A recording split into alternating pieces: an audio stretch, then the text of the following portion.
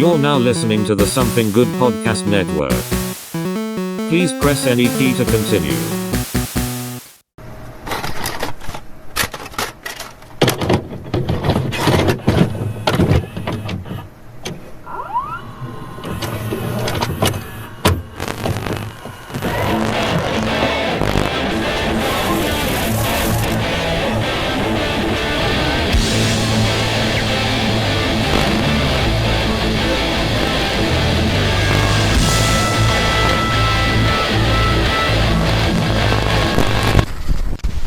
All right, everybody, and welcome to this week's episode of the Couch Potatoes. I'm Alex Morrison, and once again, we are coming at you not pre-recorded, not live, at 1:30 in the morning, the lovely time to podcast. Happy Earth Day, you sons of bitches. Happy Earth Day. We would have done this sooner, but I ordered food, and then like when I thought it said it was like on the way, DoorDash guy was like fucking bouncing around going to every other neighborhood. That's happened before. He might have pulled into the wrong driveway and got caught. That's been happening lately. And then all of a sudden he fucking canceled his order. I'm just like, motherfuck. He ate that shit. He ate my food, so He ate your food. I was planning on eating, maybe having a full tummy before starting this up, but nope. Universe just said, fuck you, dude. Nope. Which also comes into play because the last time I was off work was the last time we recorded an episode. And for me, about the same. No. Yep. So we've been running hard, but at the same time, we found a little bit of time to review The Mandalorian, which is what primarily this episode is going to be based on. But yeah, long work week, at least for me, because this was our 420 sales all week. And yeah, thanks for the folks that came out. A few votes rolled on in, so that was actually pretty cool. But yeah, it was quite tiring. It was some bullshit though. So we had a sale on 420, 21st, and the 22nd, and today was the 23rd, correct? Oh, now it is the 23rd, yeah. So we ran sales from the 19th all the way to technically yesterday as of a couple hours ago. The first day on 420, actually, no, sorry, yeah, on the 19th, nothing. Barely anyone was really interested in buying much. It's like, okay, cool, understandable. On the 20th, people were coming in, dropping bank, but the luck of the draw meant I was dealing with people that were buying wraps and Rillos and disposable vapes and transactions that were like, anywhere between $5 to $20. Bro, as I am describing the different wraps we have to this person that's asking every little micro question possible, my coworker is dealing with a customer that walked straight in and went, "Oh, are those your dry herb vaporizers?" He goes, yeah. He goes, "If price isn't an option, which is your favorite?" He goes, "Oh man, I mean, these right here are the highest rate." He goes, "Cool, I'll take two of those. One for me, one for my buddy." Man knew what he wanted. He literally, but the thing is like, it's not an example of like, oh, well, maybe your coworker, did a really good job upselling. No, this dude just knew what the fuck he wanted. And as he was checking out, turned around and went, "Oh, that's a travel version of what I've got. Can I see that?" He's like, "Yeah." He pulls it down off the shelf. He takes a look at it. He goes, yeah, I'll grab that too. Another $500 on top. Hey, man. Luck of the draw. I wasn't upset with him. I was really happy for him. And I was just like, fuck yeah, dude. He's like, yeah.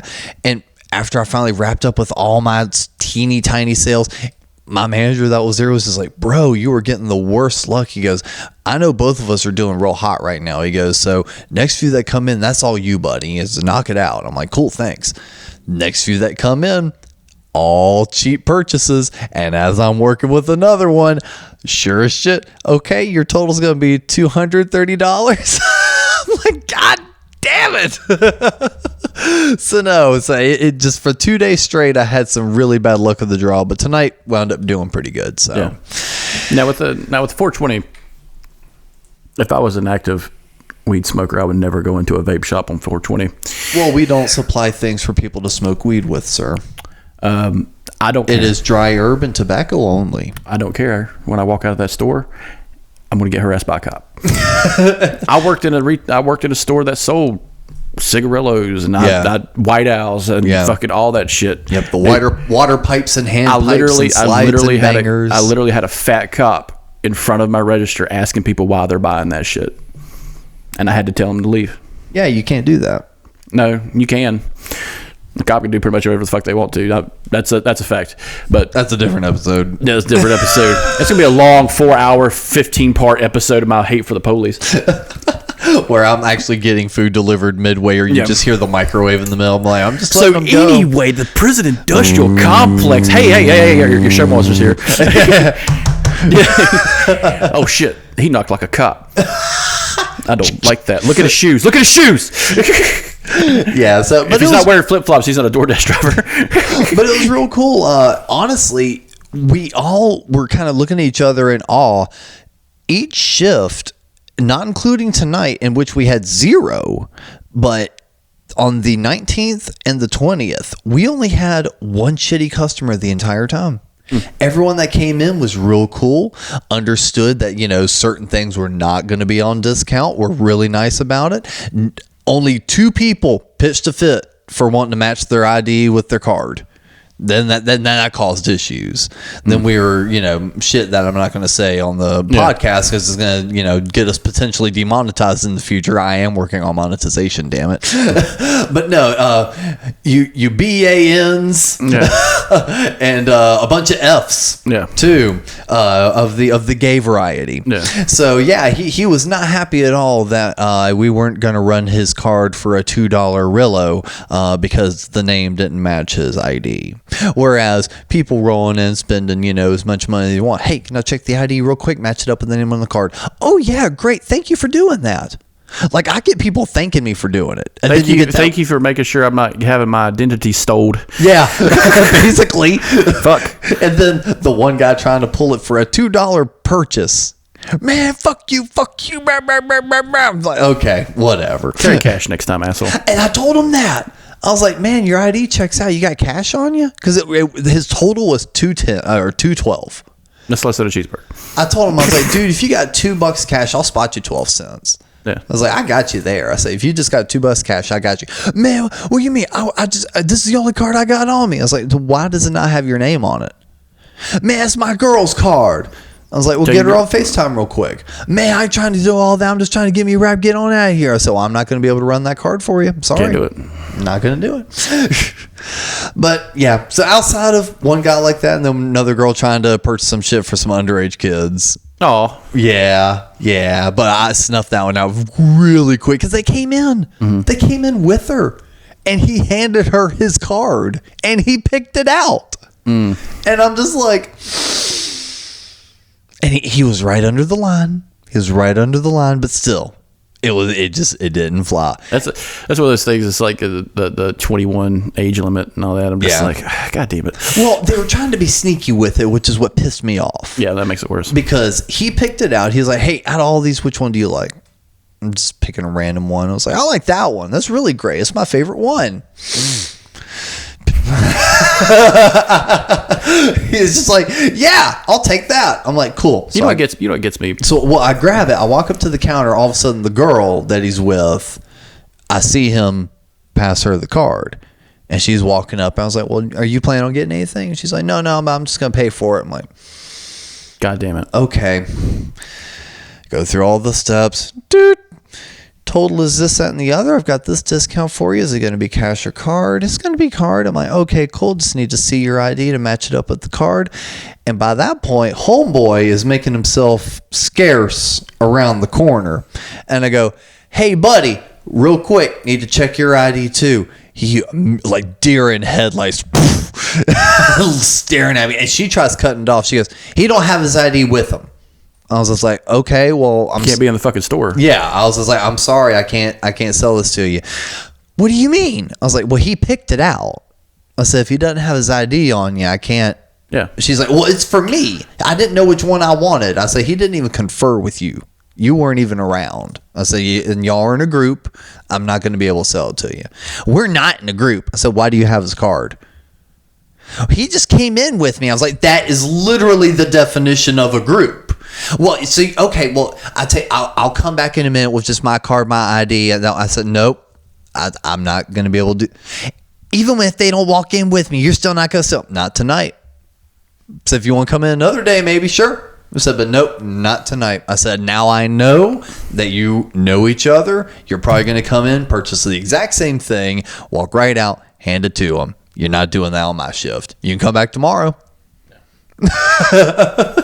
Like it kind of like I've known this shit since I was like 10 when my dad would take me to the liquor store and they would actually tell him he can't be in the liquor store anymore. Yeah. Okay, fine. I just wait in the car.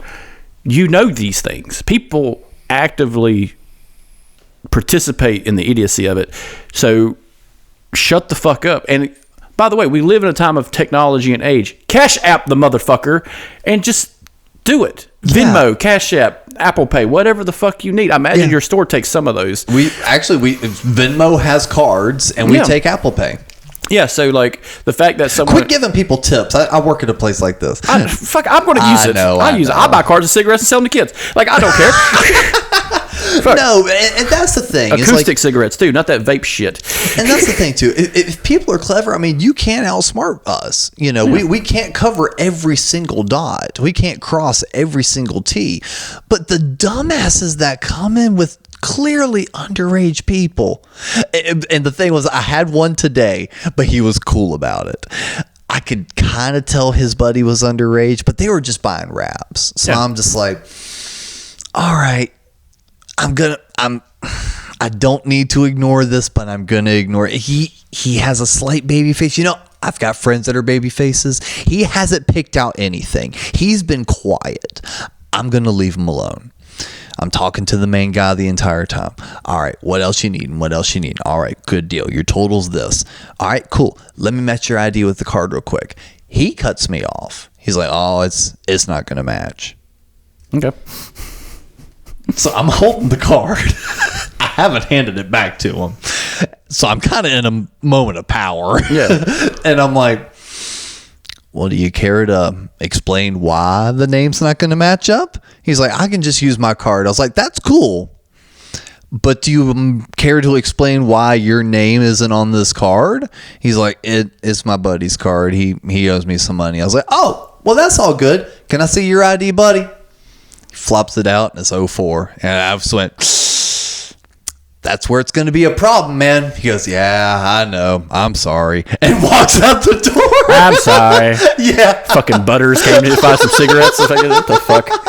Well, like, I got a question. Like, do you guys allow people under 21 to enter the store? No, we really don't. Unfortunately, we can't check it every single time, but if it was up to our owner, the head honcho boss man, he would have guys at the door checking before coming in. Like that's his ultimate goal. I'm just picturing some guy in like a black t-shirt and fucking black khakis with boots on, his fucking sleeve cut off with sunglasses, just outside the vape shop all day and night, been like, I need to see your ID. As soon as you open the door, doom, doom, doom, doom, doom, doom, doom, doom. Get your vape, motherfucker! Ba, ba, ba. And it's just like, doom, doom, doom, doom, doom. And it's like the coolest fucking vape shop. Have you ever seen LED lighting and all the trim? It looks like one of those shaky arcade places where it's adults only. Yes. Arcade games in quotes. Where's all my goddamn money? I went to the arcade. Yeah, you spent $500 to play what? Pac-Man. Pac-Man, yeah. Sure, they have Pac-Man there. But honestly, I bet they have toilets in the Coke room too. I'll say this, especially for us having a podcast, I was really expecting to have more like horror stories working in retail in a place like that. I was really expecting to have some Dante and Randall moments. And I do have some of those moments where it's like, it's really dead. And then you've just got, the streetwalkers coming in. Hey, I need a pack. And you realize it's like, all right, total's 129. Boom, boom, boom. All right, have a go. See. Yeah, same guy you see every week. You want you to black him out? All right, 95 total. I think because it's such a niche thing. Like a niche sounds bad, but like it's a one specific thing you're selling. Yeah. Well, we call it overall, we call it the feel-good store. Everything we sell there makes you feel good. We got shisha, hookah, Delta 8, different products. You got your wraps, Rillos, disposable vapes, e-liquids, mods, everything. So everything we sell there is meant to feel good. So don't come in with no bad shit, you know? But it's also like, I'm not going there. All right, so like I can go to 7-Eleven, get a pack of cigarettes, half gallon of milk, chips, maybe some bread if I need to, and a pizza. Fuck it. But like that's what I'm going to 7-Eleven for. Right. If I'm going into your store, I'm not going to be like, yeah, let me get a white owl grape. What do you think of this vape? Is this pretty good? No, is this all good? Pretty good. You guys got Funyuns? What about 2 liters? You guys sell 2 liters? You would be surprised. Yeah, there's always that's like I get, but more, it's not a quickie more. I get this more than you would think. Like people just being like, yeah, I'll get a pack of the backwoods, peach white owl. Yeah. That's the new white owl, boy. Those, you know, I get this vape. Y'all got sodas in here? I can see you guys selling like natural energy drinks, like honestly, niche energy drinks. One of our locations already has it. We're working on getting what we're just calling exotic sodas. So we're actually importing in like Japanese sodas. So it's like the Japanese Pepsi and like the exclusive Fanta flavors and shit like that. Nazi Coke. Yeah. Okay. So, you know, so we are planning on bringing in soft drinks, but they're going to be like the cool, interesting ones, not basic, you know. Yeah, this is a rice flavored soda. No, it's just like pineapple Fanta and like lime. Super citrus fucking flavors. And then that we do not get here. And then actually our Pineville location actually does have a cooler with just like some Diet Cokes and sodas and every shit like that. But that works out for you, huh? Oh yeah. Hey, it works great out for me. But it's bullshit. The one location with an easy to grab soft drink is the one that's right next to a goddamn Food Lion. No. So it's like such a super fucking easy. It's like we'll have like our dead time right after dinner, and I'll just turn to my coworker. I'm like, "Yo, I'm running the line. You want anything?" Because it's like everything in there is just so fucking cheap. So now I'll just run over there. So yeah, the location with the easiest to get a drink is also the easiest to get a snack. Yeah, not like Uptown where there's nothing except a 7-Eleven I refuse to go into because of that asshole. Yeah. That's a different episode, and I'm not getting into that. But honestly, I think just a little bit of preamble kind of does this episode. Let's kind of skip over our news segment because we have a lot to talk about with The Mandalorian season 3. No, we're going to kill the news segment for a week. Whatever will we do? I'll just mention 2 things.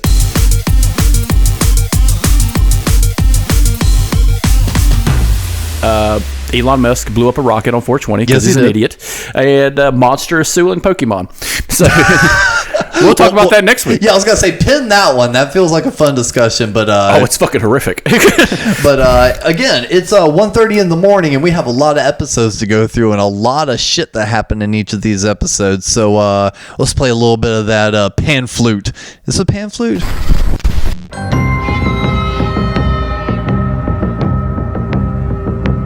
I think so, unless it's a recorder, because those are popular.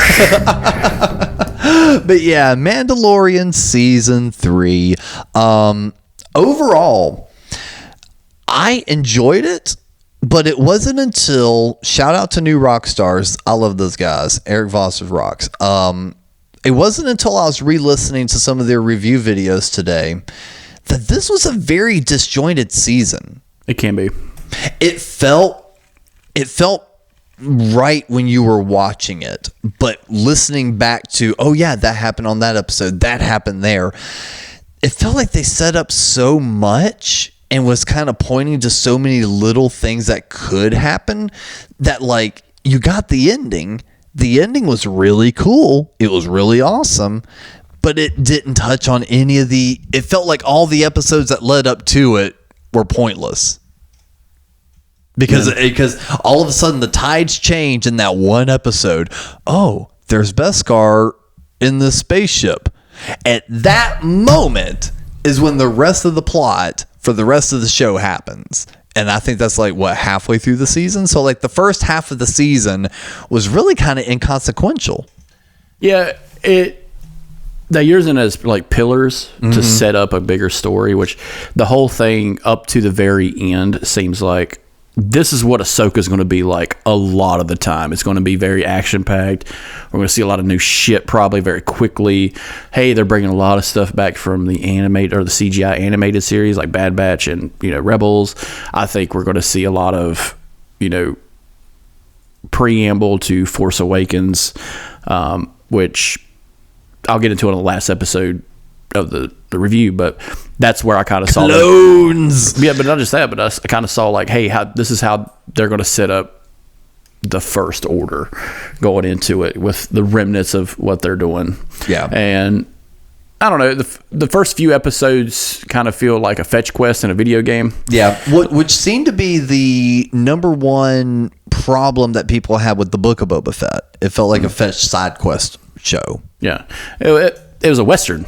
Like, it was a sci-fi Western throughout in Book of Boba Fett, because it's basically a tale of high noon, if you've ever seen that movie, where, hey, I'm going to be in charge, but how I got here is going to bite me in the ass. Yeah. And that's what happens.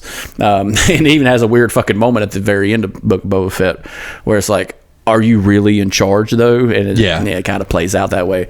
And I don't know. It's kind of funny, in hindsight, when we watch these shows and we're like, oh, man, we saw the preview of the series in like the episode 1 where they show like a preview of what the rest of the season is going to be, and it's just like, okay, I think this is going to happen, I think this is going to happen, and without, that's what I don't try to set expectation of what I'm going to see, but you're going to show all this cool shit, you better give me a reason why it's there. You know what I'm saying? And I don't think, for me, because I actually skipped over that. And I actually didn't watch a lot of the trailers for Mandalorian going into it. I watched the initial sizzle trailer they released. Yeah, so I saw that and I was like, okay, cool. But all of like the new episodes coming in 2 weeks, I didn't watch any of those. I wanted to go into it really blind. And I only followed the beats as I got them per episode. And again, yeah, like you said, the first few episodes really just felt like a side fetch quest, and it's good. It just, to me, did not work as a cohesive season. It felt like they had an idea for 2 seasons and they kind of mushed them together. It seems like, to me, the first, I want to say the first 3 episodes could have been the same episode if they had longer run times. That's the problem I have with a lot of specialty shows like The Mandalorian. There's no reason we can't have one episode that's an hour and a half long. You're on a goddamn streaming service. Who gives a shit? Time and money, my ass. BBC does 1 hour and 30-minute episodes of their shows, and they don't spend half as much money as these dumbasses. They also don't have half as much CGI work on there. Yeah, but every shot. But you're paying actual people to actually act. You know what I'm saying? Yeah, not guys in costumes. But you're not. But now you're talking about completely changing the ethos that is the way they shoot things. Yeah, but you're also dealing with, you're talking about two different storylines. We know exactly why there's 2 different storylines, because Kathleen Kennedy said she wanted it this way, and Jon Favreau's like, I quit. so that's exactly why this show is like it is. It is. But I could see the first 3 episodes been like, can we extend the runtime by just another 10 minutes and not give these weird, some of these cliffhangers aren't cliffhangers. Oh, I did this, I did that. No. I'm going to watch the next episode immediately. This is why I don't watch the show in episodes. I watch it all once. This is why I hate watching episodes, because that's the difference in television now. You go back and watch King of the Hill season 1 front to back. It's not really a cohesive story because you watched it episodically. You watched it every Tuesday or every Wednesday or something. Whenever. Here, you need to tell a story so somebody can watch 13 episodes on their 1 day off and make it cohesive. All right, that's how storytelling works in now because of streaming. And I don't know, that first episode adds such high regard for me because it's literally called Apostate. Yeah, so let's go ahead and go into that. The armor and a group of Mandalorians hold a ceremony to induct a young child, which actually was played by Conan O'Brien's nephew. Yeah. So I thought that was pretty cool. Nepotism wins once again. The ceremony is interrupted when a dinosaur turtle, they clearly didn't name it, at least in the Wikipedia. They just say dinosaur. This kaiju. This fucking kaiju that's attacking me also attacked the Mandalorians. And basically, Din Djarin and Grogu come in, save the day. The armor confirms that the Mandalore still exist. Djarin may become Mandalorian once again once he bathes in the holy waters. He then travels to Navarro to meet the High Magistrate Grief Karga. Djarin helps Karga stave off a group of pirates led by Pirate Vane, which honestly, he reminded me of someone that was going to be in like fucking Pirates of the Caribbean. Yeah. He looked like a moss monster. Yeah. From Dead Man Tales No Tales.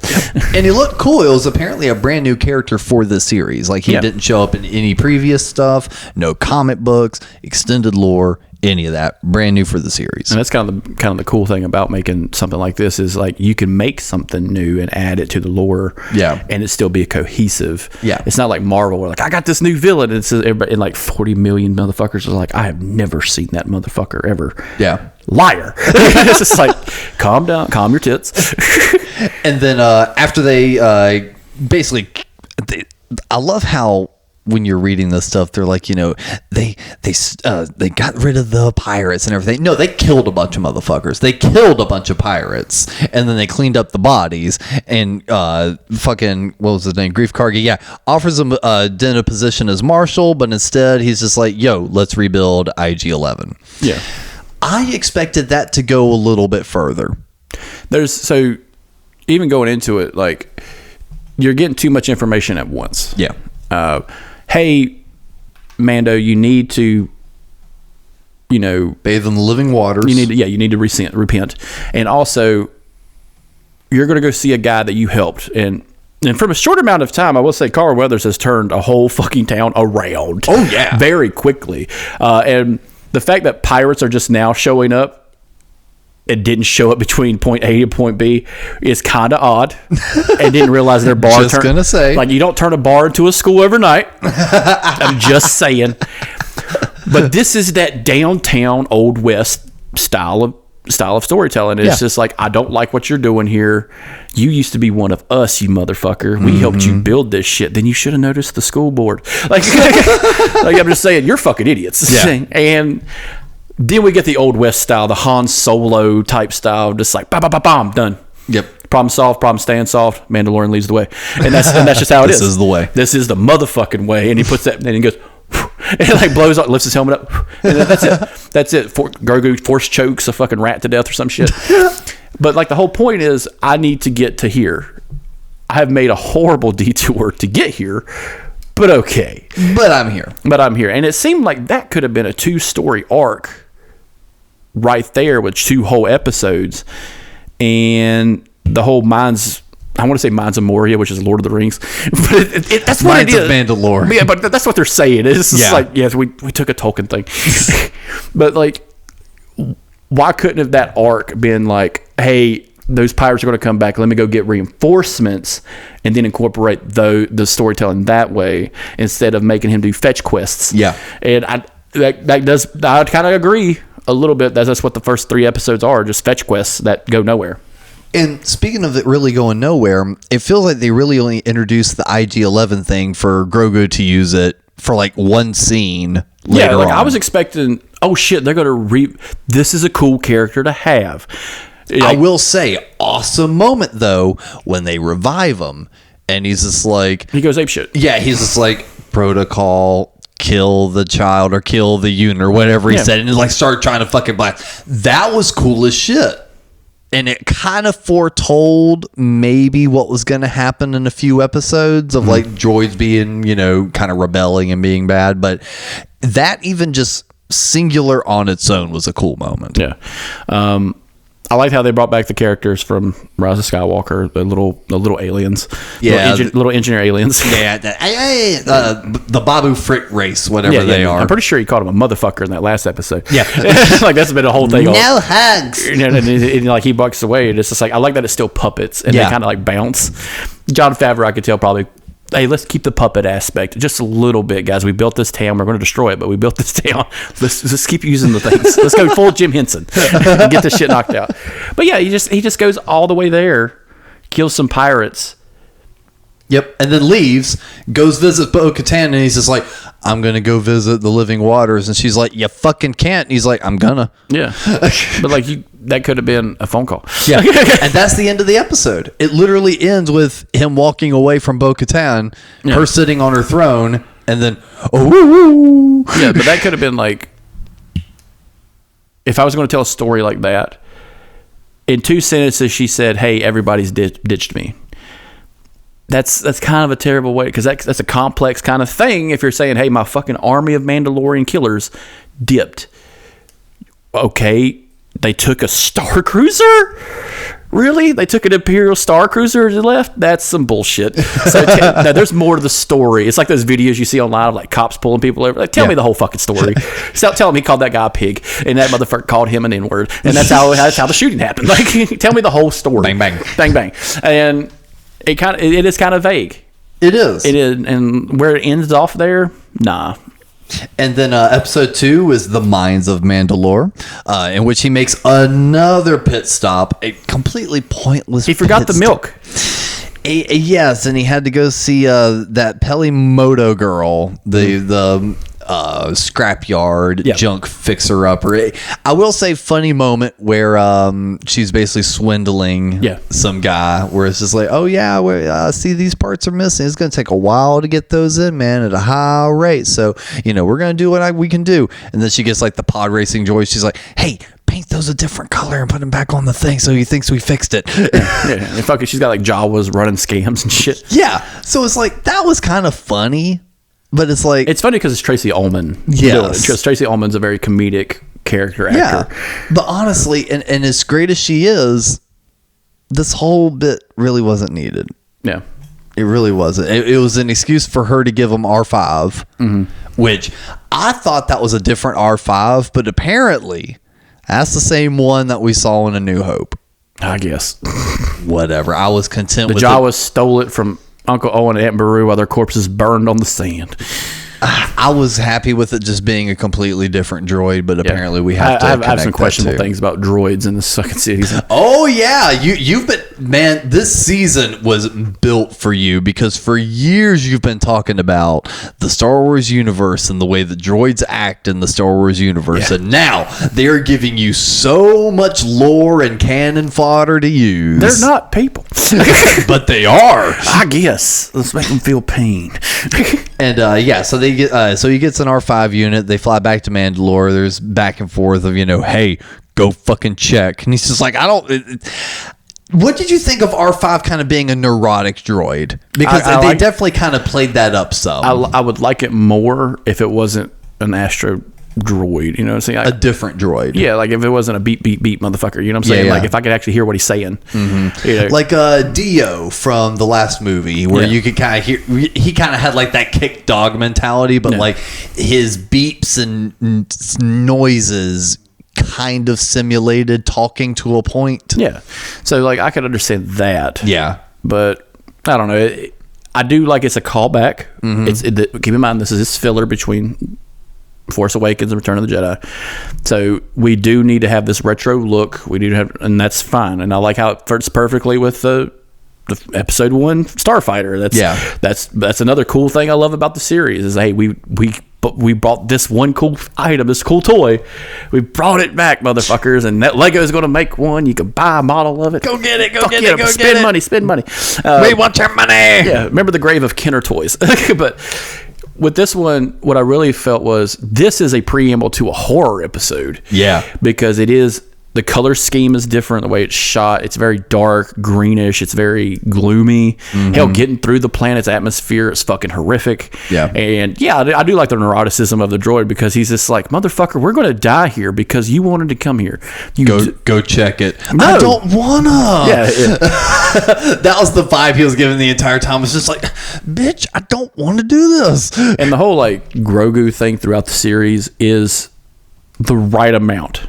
Yes, I will say that this is not this is not the Grogu Baby Yoda show. Yeah, this isn't like a Last of Us type situation with Pedro Pascal,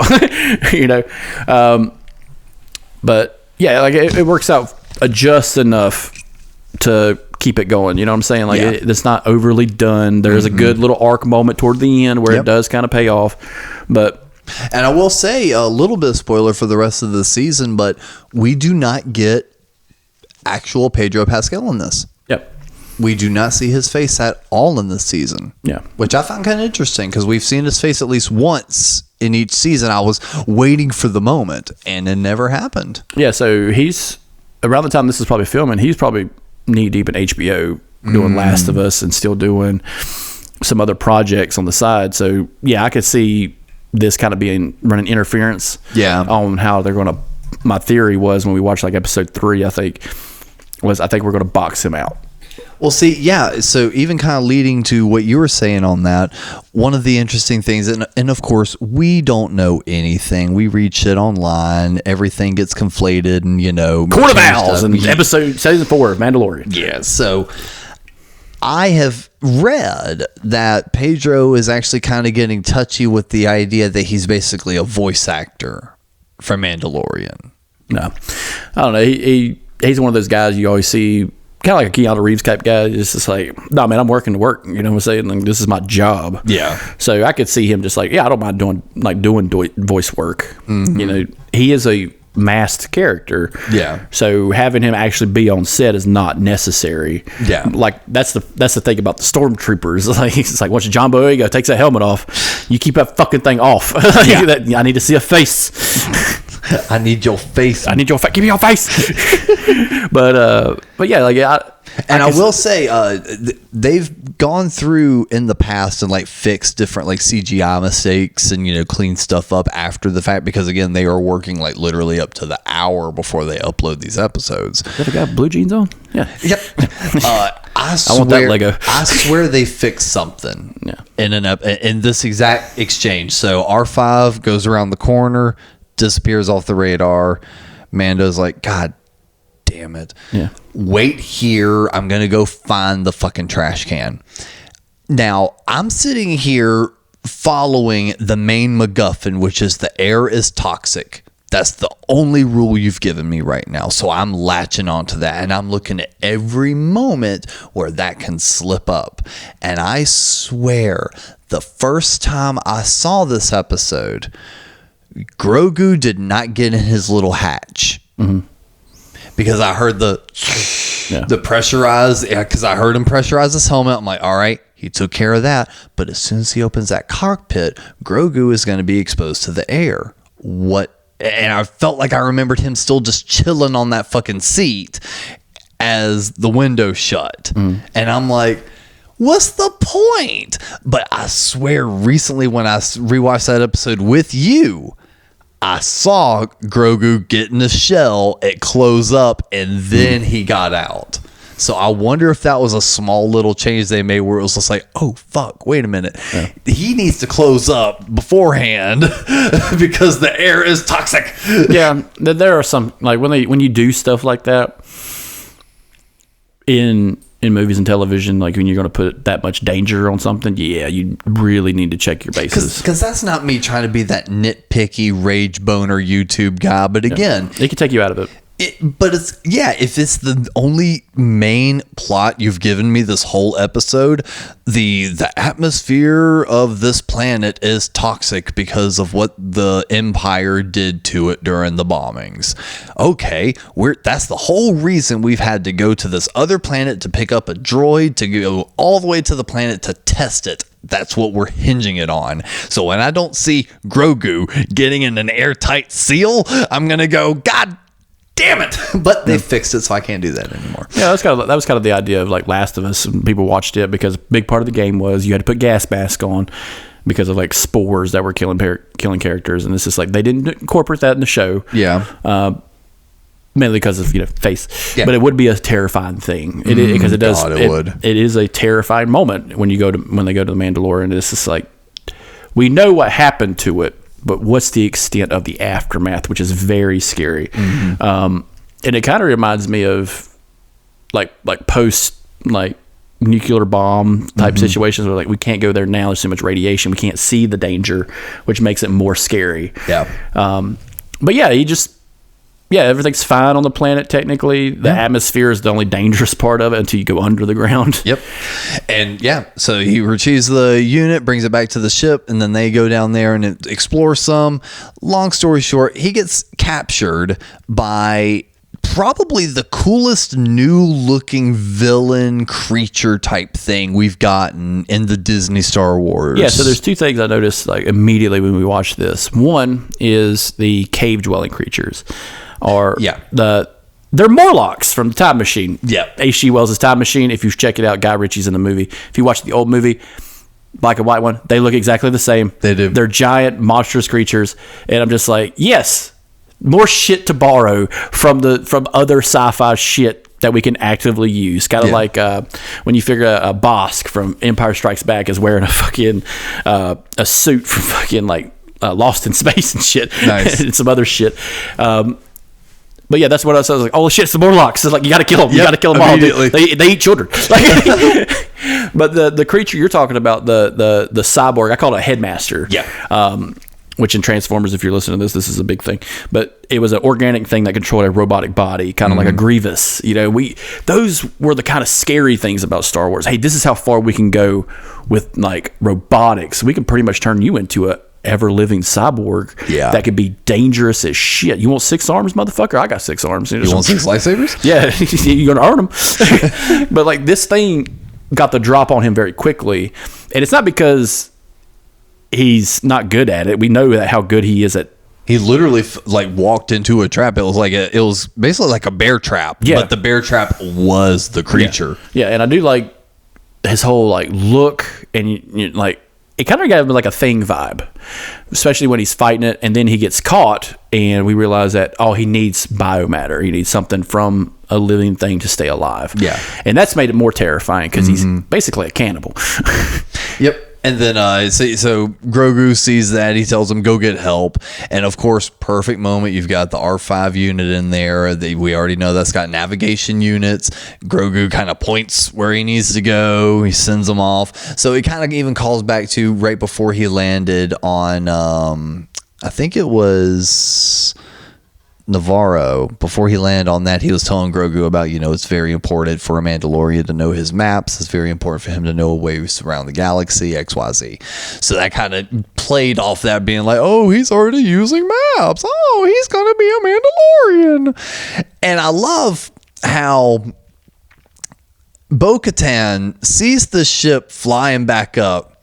She's like, I done told this bitch to leave me the fuck alone. Come on, let's go start some shit. Opens it up, sees Grogu, and it's just like, where is he? Yeah. Well, it's like a big issue now because she has no allies. Yeah. And she told him this one thing. You can probably tell, like, the way she expresses herself is instant regret. And I will say, the girl that plays Bo-Katan is like a nerdy fucking Star Wars fan, I found out. And like her dad is a nerdy Star Wars fan. So I found out like when they did the last episode of season 1 with Luke Skywalker and all that, he was on set and like cheesing the whole fucking time when I was doing like awesome. when I was doing like the research of like the background and stuff. And like he is just like a kid. Her dad is like a child. Like, holy shit. Oh, that's so awesome. And that's what I found out about all the extras that came on. We'll talk about it later, but the other special guest spots in here. But yeah, like she just like, all right, pack it in, going to work. Yep. And that's what I liked about her character, because if you didn't watch Rebels, her sister is killed and has a love interest with Obi-Wan Kenobi in that show. Gotcha. So she has a connection to other mainstay characters, and I think that's the best part about this is you could take a character that's so small from an animated series and make them a pillar to do storytelling off of. Because I will say she's probably my favorite character out of this season. I definitely agree. She rocked. Yeah. And after she swooped back in with baby Yoda, Grogu, whatever, beat up the cyborg monster eye guy, she takes him to the mines of Mandalore so he can see deeper into the mines so he can find the living waters. He takes a dunk in there and we get a New Hope reference of immediately gets drugged down to the bottom, and we quickly find out that it was a mythosaur. Yeah. But the only person that saw it was Bo-Katan. I will say, stupidest fucking name. I will say this. I literally today got a brand new wallet. For years, my wallet had the Mythosaur Signa on it. The classic Mandalorian Signa, which used to just be the Boba Fett logo back in the day. That's the Boba Fett logo. But for years, that's all we've seen is the skull of the Mythosaur. The little glimpse we saw in this episode, I was so severely let down. Really? I was like, really? That's what the Mythosaur looked like? I mean, granted, we didn't see the full scale. We saw like a little glimpse of the face. But it's going to be, whatever it is, it's massive. It's massive. And can be underground for a very long time. Regardless, though, the little glimpse I saw, I went, oh, damn. I don't know what I was expecting, but it did let me down just slightly, ever so slightly. The only thing that let me down was the name. The myth is, it's a myth. If you watch Avatar, you know what the special item they're trying to find is? Unobtainium. God damn it. They might as well call it, hey, this is the MacGuffin ore. We need more MacGuffin. And for those that don't know, MacGuffin is a lazy way around storytelling of how you need something. I really need this one thing that'll fix all our problems. Kind of like a Doctor Strange, the Book of Ashanti. Nope, turns to dust. And right now for Mando, it's I need a robot. Yeah, I need a robot. No, you don't. No, you don't. You can kill whatever you want to with whatever you got. We're going to roll on into episode 3 to continue our side quests because they cut basically to that. She sees the Mythosaur and he's just like, and she's like, oh, and then it's like, dun-dun-dun. Ooh. Yeah. Kicks off episode 3. Din Djarin's like coughing up, water and shit. Which also, side note, New Rockstars pointed out, if you watch that, Grogu has his hand on him, so it's maybe inferred that he kind of the what? It's a paw. He has a hand. That is not a no. He has a paw. He has a hand with some claws. He is an animal. He has a paw.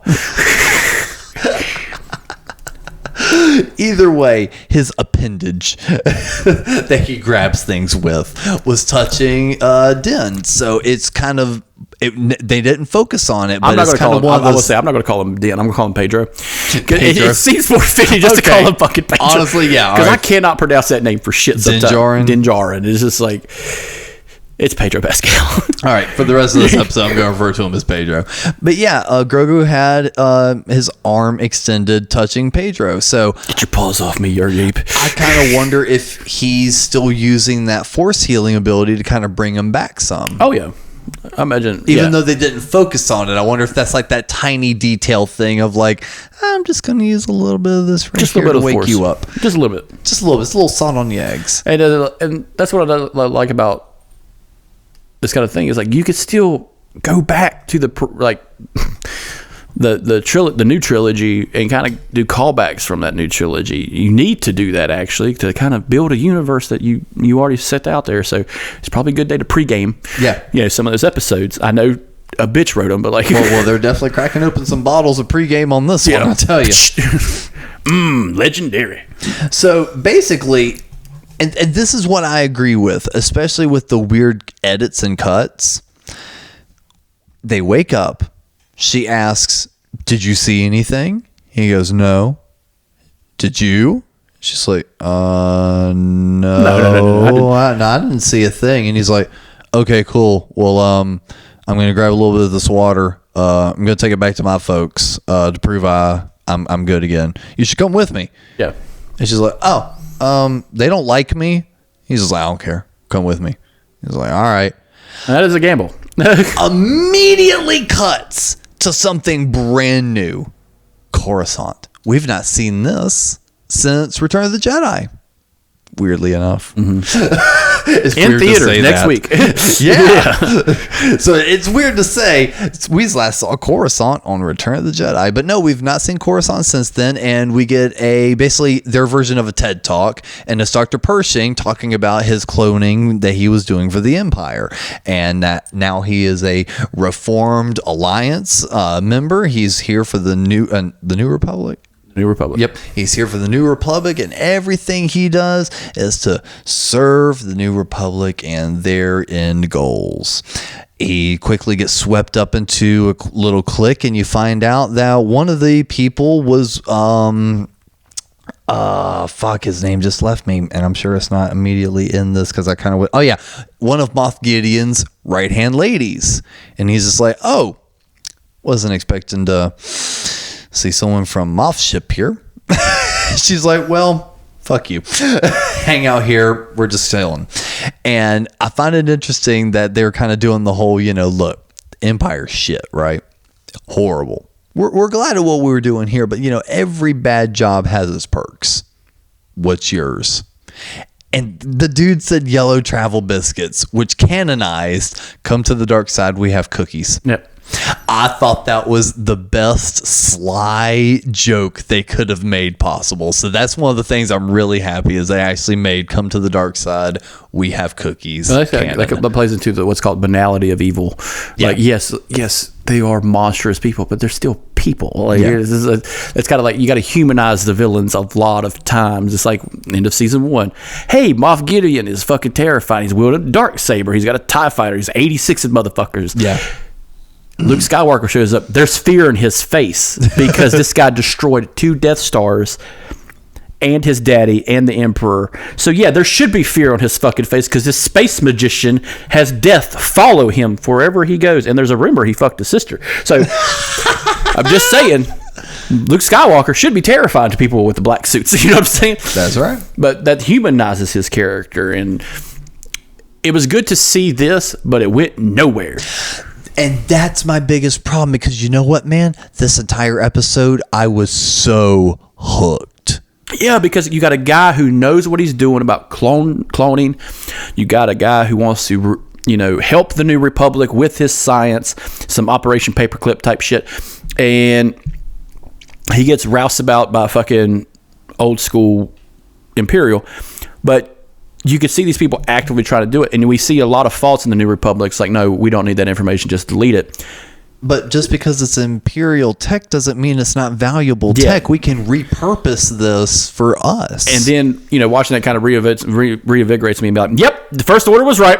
Like, you guys are fucking stupid. You guys are dumb as shit. You are bureaucratic Nazis when it comes to this stupid shit. And they kind of show that a little bit. You deserve every death that happens. I swear to God, if it isn't for a ragtag bunch of motherfuckers, the New Republic is dumb. The Alliance is dumb. The Rebels are dumb. And it's just like, you're really reinforcing the fact that they don't deserve to be in charge. Yeah. That's the problem. You had all these cool characters, pantheon of characters from the prequels, the original trilogy, and people fighting the First Order.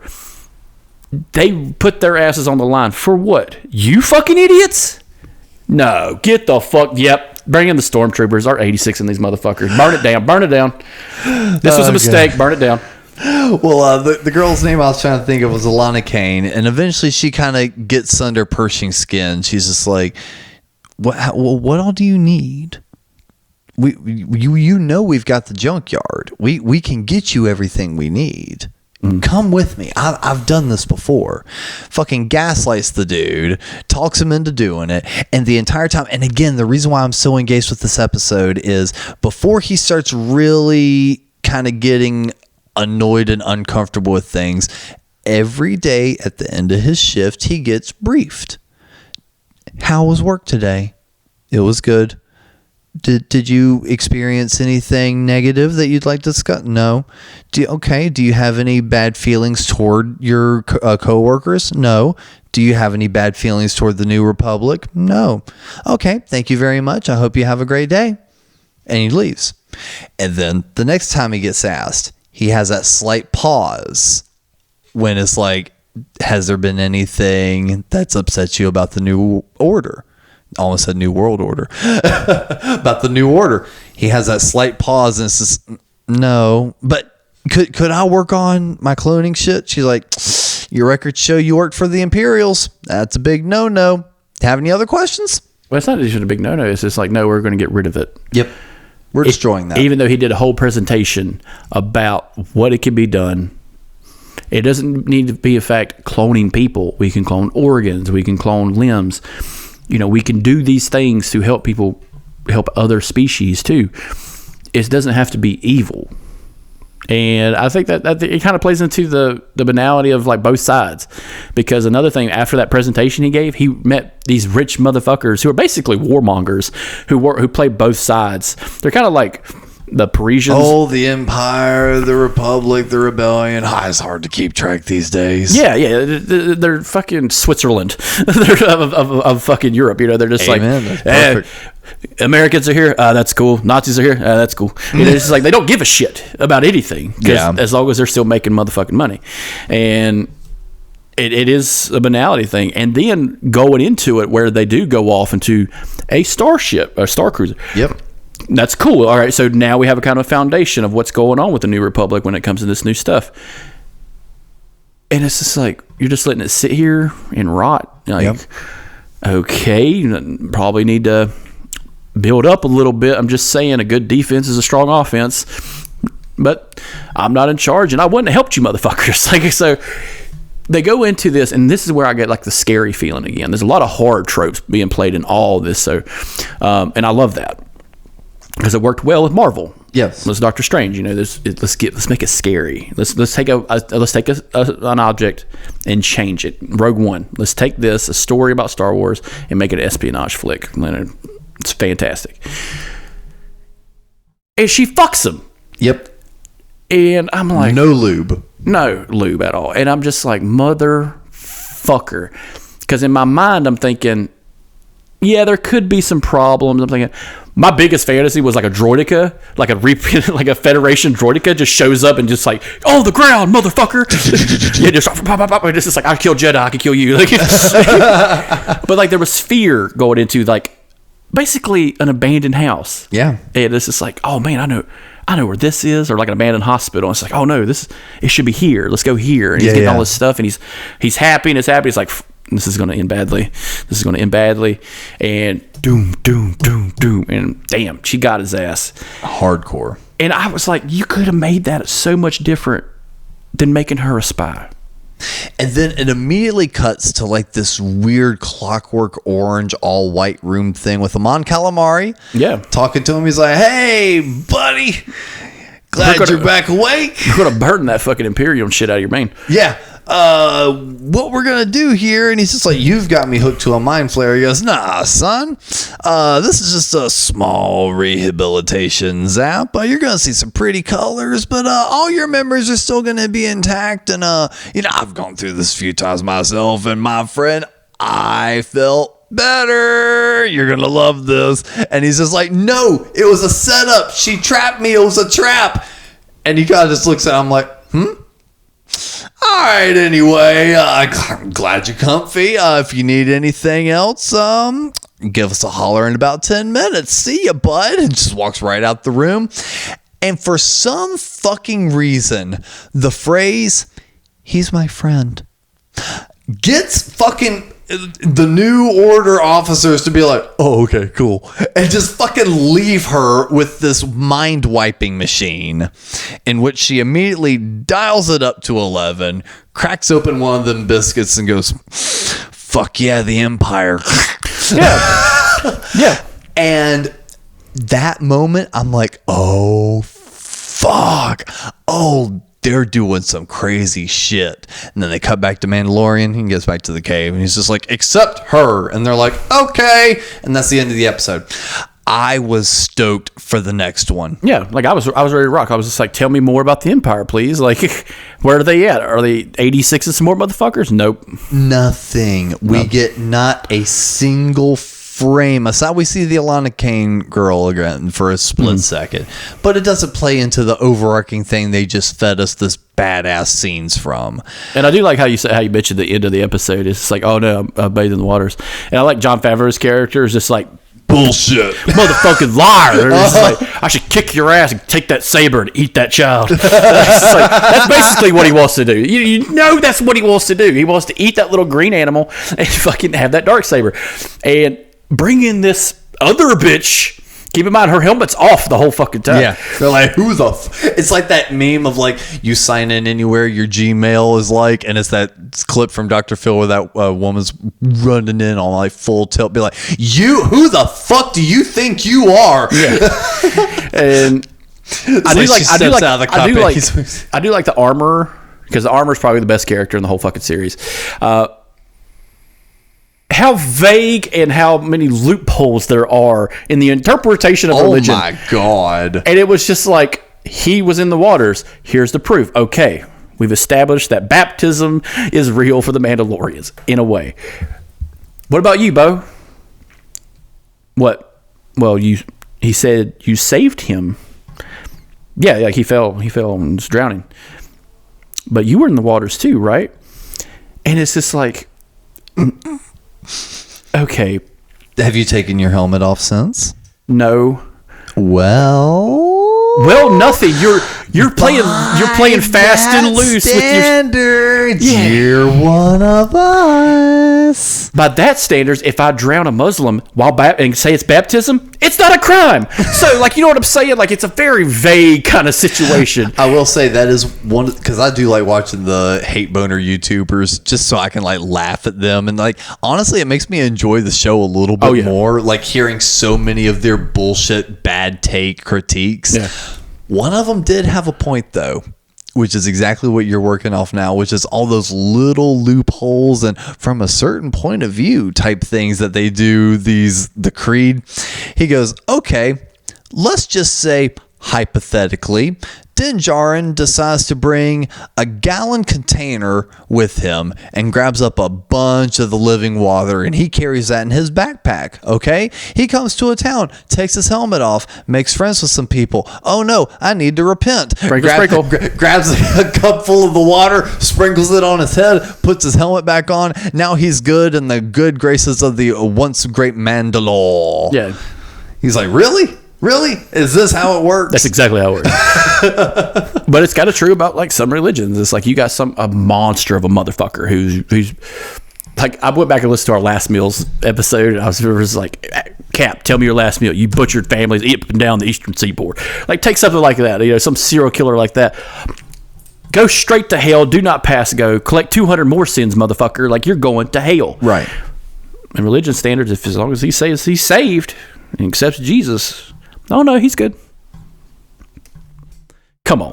Like, it's just like, we both know he is getting a pineapple up the ass beside Hitler. Like, it's just like, that's exactly what is happening. Yeah. And it just, your religion is stupid as shit. And vague. Extremely vague. Very vague. But hey, you saved someone, so you're in the waters. You're fine. Don't take your helmet off. And another thing, get off that goddamn planet. Yeah. With the space gators, and you about lost. Okay, now that we find out in going into the next episode, is they have dragons. Yes, chapter 4, the Foundling. This is Disney been like, HBO had dragons, we can have dragons. And honestly, by this point, I honestly didn't think we were gonna get like a bigger story. I thought it was going to be very much like we're gathering the Mandalorians. That's what I thought this season was going to be at this point. All right, let's boot and rally these motherfuckers. We're going back to Mandalore. We're going to do this. We're going to start a settlement. We're going to kick some ass. Like, honestly, I was expecting like an Avengers type thing of like Mandalorians assemble by the end of the episode. Like, all of a sudden, all the different factions have worked their shit out. Everyone is it's like all of a sudden it's like, oh fuck, the Jedi may be gone right now, but we've got the Mandalorians. Oh man, that's kind of where I was expecting this to go. And we kind of got that a little bit, but then we pivoted hard near the end. Yeah. But like, going into this, Jon Favreau's kid. Yep. Again. Decides to pick a fight with Grogu. They play a game of paintball. Yep. Grogu wins. Fucking dead shot, dude. Pop, pop. Yep. Done. And sore fucking loser. So he gets taken by a goddamn space dragon. Rightfully so. And I like how like there's a casual attitude of like, oh yeah, this happens like every third Thursday. Like, we've lost like a lot of guys because every time we go past them, our jetpacks kind of give out. And that's another problem I have with Pedro Pascal's character. Give him a goddamn jetpack for all of it. He's got one. Yeah, but he almost never uses the son of a bitch, and he always runs out of gas. That's the problem. Invest in gas. Well, they don't have an arc reactor. Yeah. I know. If only they had the same production company as Marvel. But yeah, so little kid gets nabbed. They boot and rally, figure out a plan. Bo-Katan boot and rallies. That's the thing. I like her. She's like, no. Stop taking shit from these other fucking creatures. They are creatures. We need to stomp these motherfuckers to death. We're Mandalorians, motherfuckers. Like some pride kind of shit. Yeah, like, all right, I'm gonna get a ship. I'm gonna scout the area. I'm gonna come back. We're gonna get there.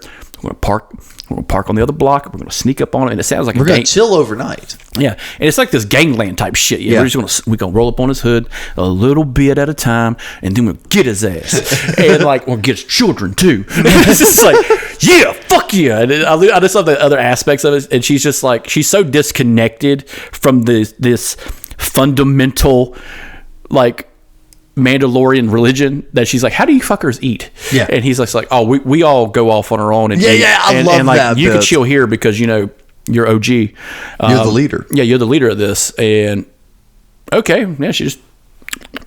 And it is weird. It is. People on the line are just like, oh, that's so cool. It's so vibrant, about the culture. It's fucking weird. It's like stormtroopers when you find out they take off their helmets and eat. Yeah. It's like, no, leave that on. Leave it on. Well, it's just, leave the helmet on. I was going through like my own head canon where it's just like, oh, no. We go off on our own separate corners and eat. Okay. They go off. They're eating. Oh, hey, jump. No. I got my mask off. I didn't know you had a beard. Yeah. It's even worse than like nuns taking their habits off. They're like, I caught you. What does that mean? I gotta go across, right? I gotta go across. If I catch one without a hat, I gotta go across. It's like when I catch a preacher without a collar, I can call him a pedophile. Like, yeah, that's a thing. That's a real thing. Oh my god, that's a thing. Oh my god. And it's just like this Pedro Pascal with a squirt gun. Everybody's good. It's good. I got him with the holy waters.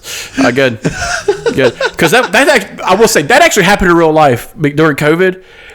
Catholics were baptizing motherfuckers with super squirters. I'm not making that shit up. A guy dips. There's literally video of Pentecostal Episcopalians, Catholics baptizing motherfuckers with squirt guns because of COVID. And I'm like, you gotta be fucking shitting me. People used to do this shit in rivers. Like, oh my god, that's how easy it is. I'm just gonna start. All right, line them up. Line them up. Come to Chris's church. We can call yourself Christian. I don't give a shit. Christians? Yeah, you call it Christians. Put 2 T's in. I don't give a fuck. God, we need an animator for this podcast. God so damn bad. It. I don't give a shit. Just call it. Just fuck it. Fuck it. Hey, what's your holy water, ghost? My eyes are burning. Shut the fuck up. You didn't have faith. That's why your eyes are burning. Nah, I'm kidding. You just don't have a tolerance yet. So we get a cool little scaling the mountain moment, which is cool because it kind of goes back and shows like, hey, he has his hook shot, he has his thing.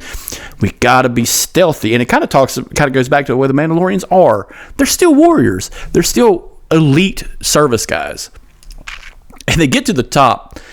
They see a heat signal. And it's the fucking children, the birds. The baby birds. The baby birds. And I'm just like, kill them. Yeah. Kill all of them. And they try for a second. They I assume they did. I do. They lit the nest on fire. Well, no. So they do that, but then they find out that the mama bird has had this child in her gullet this entire fucking time. Overnight. Over fucking night has had this kid in her stomach. How he hasn't died... Whatever. Say, hey, Boba Fett crawled out of the Sarlacc pit. Boba Fett. Yeah. He crawled out of the fucking Sarlacc pit and lived. All right, whatever. Yeah. It's weird when you bring up other shit from the fucking story. Oh yeah. You mean my whole religion's a falsehood because I had a squirt gun? Yep. It's been eyes. Keep in mind, that's what I forgot. She pours it in that little pool.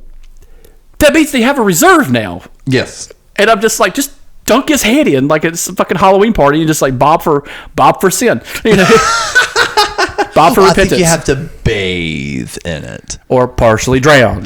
Yes, or partially drown. Whatever floats your boat. But no, I think that in all seriousness, I think that might be the one little loophole is your whole body has to be submerged. I'm dumping that shit in that fucking Gator Lake. And but yeah, we get a really cool scene where all the Mandalorians are kind of like really rolling up on the bird, and like someone gets the right fucking shot in. Boom. And fucking wraps up one of the wings, grabs the kid, and right as the big ass bird hits the water, you're like, oh shit, that's the end of it. But nope, that big ass monster that about fucking nipped that kid in the first episode fucking comes up, fucking eats it, which is also kind of a sly callback to There's Always a Bigger Fish. Yep. I thought that was cool. But yeah, so they all fly back, all's right in the world, yay, and the fucking the girl that does the fucking armor. Yeah, that. Guys, again, it's fucking late. It's fucking 2:30 at night. Give me a break. She's just like, yo, Bo-Katan, come see me in my office. And she kind of like rewrites a whole portion of their standard saying, hey, you are in a very unique position and we really need your help because we are thin. We need to reunite Mandalore. But the only way to do that is you need to walk two different paths. You need to walk both paths. And because of that, and this is a fun thing about fundamentalism, is you need your goon. Every cult has a goon, which is someone who can do whatever the fuck they need to do to keep everyone in line. Jim Jones had a goon. David Koresh had a goon. But you need a goon. It's the Goonies. It's not the Goonies. Those are pussies. A goon is like a hockey player who likes to fight. So that's literally the definition of a goon in hockey. But you need your enforcer. Yeah. And she's in a great position now because not only did she work the loophole unintentionally, she's got the favor of the biggest, baddest Mandalorian in the cult, Jon Favreau's character, because she saved his son. Yep. And now you have the respect that you deserve, and now we're all going to boot and rally. Now you can be both sides. One of us. Google Gaga, one of us. The fact that comes from a very scary movie called Freaks is fantastic. Good call. But yeah, I love the moment, and it's funny on one aspect, but also very well acted on the actress that did Bo-Katan. When she walks out with the armorer after getting her new shoulder plate that she lost in battle, which also has the mythosaur on it, she walks out without her helmet on. The way it was shot, the sun is so bright, it's beaming on Bo's face, and she's kind of squinting and looking away from it.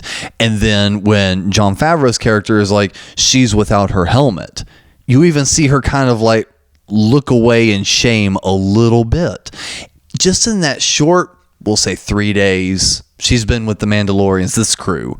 She's already fallen into the, I respect the mask, I respect the helmet, I don't want to not wear it around you.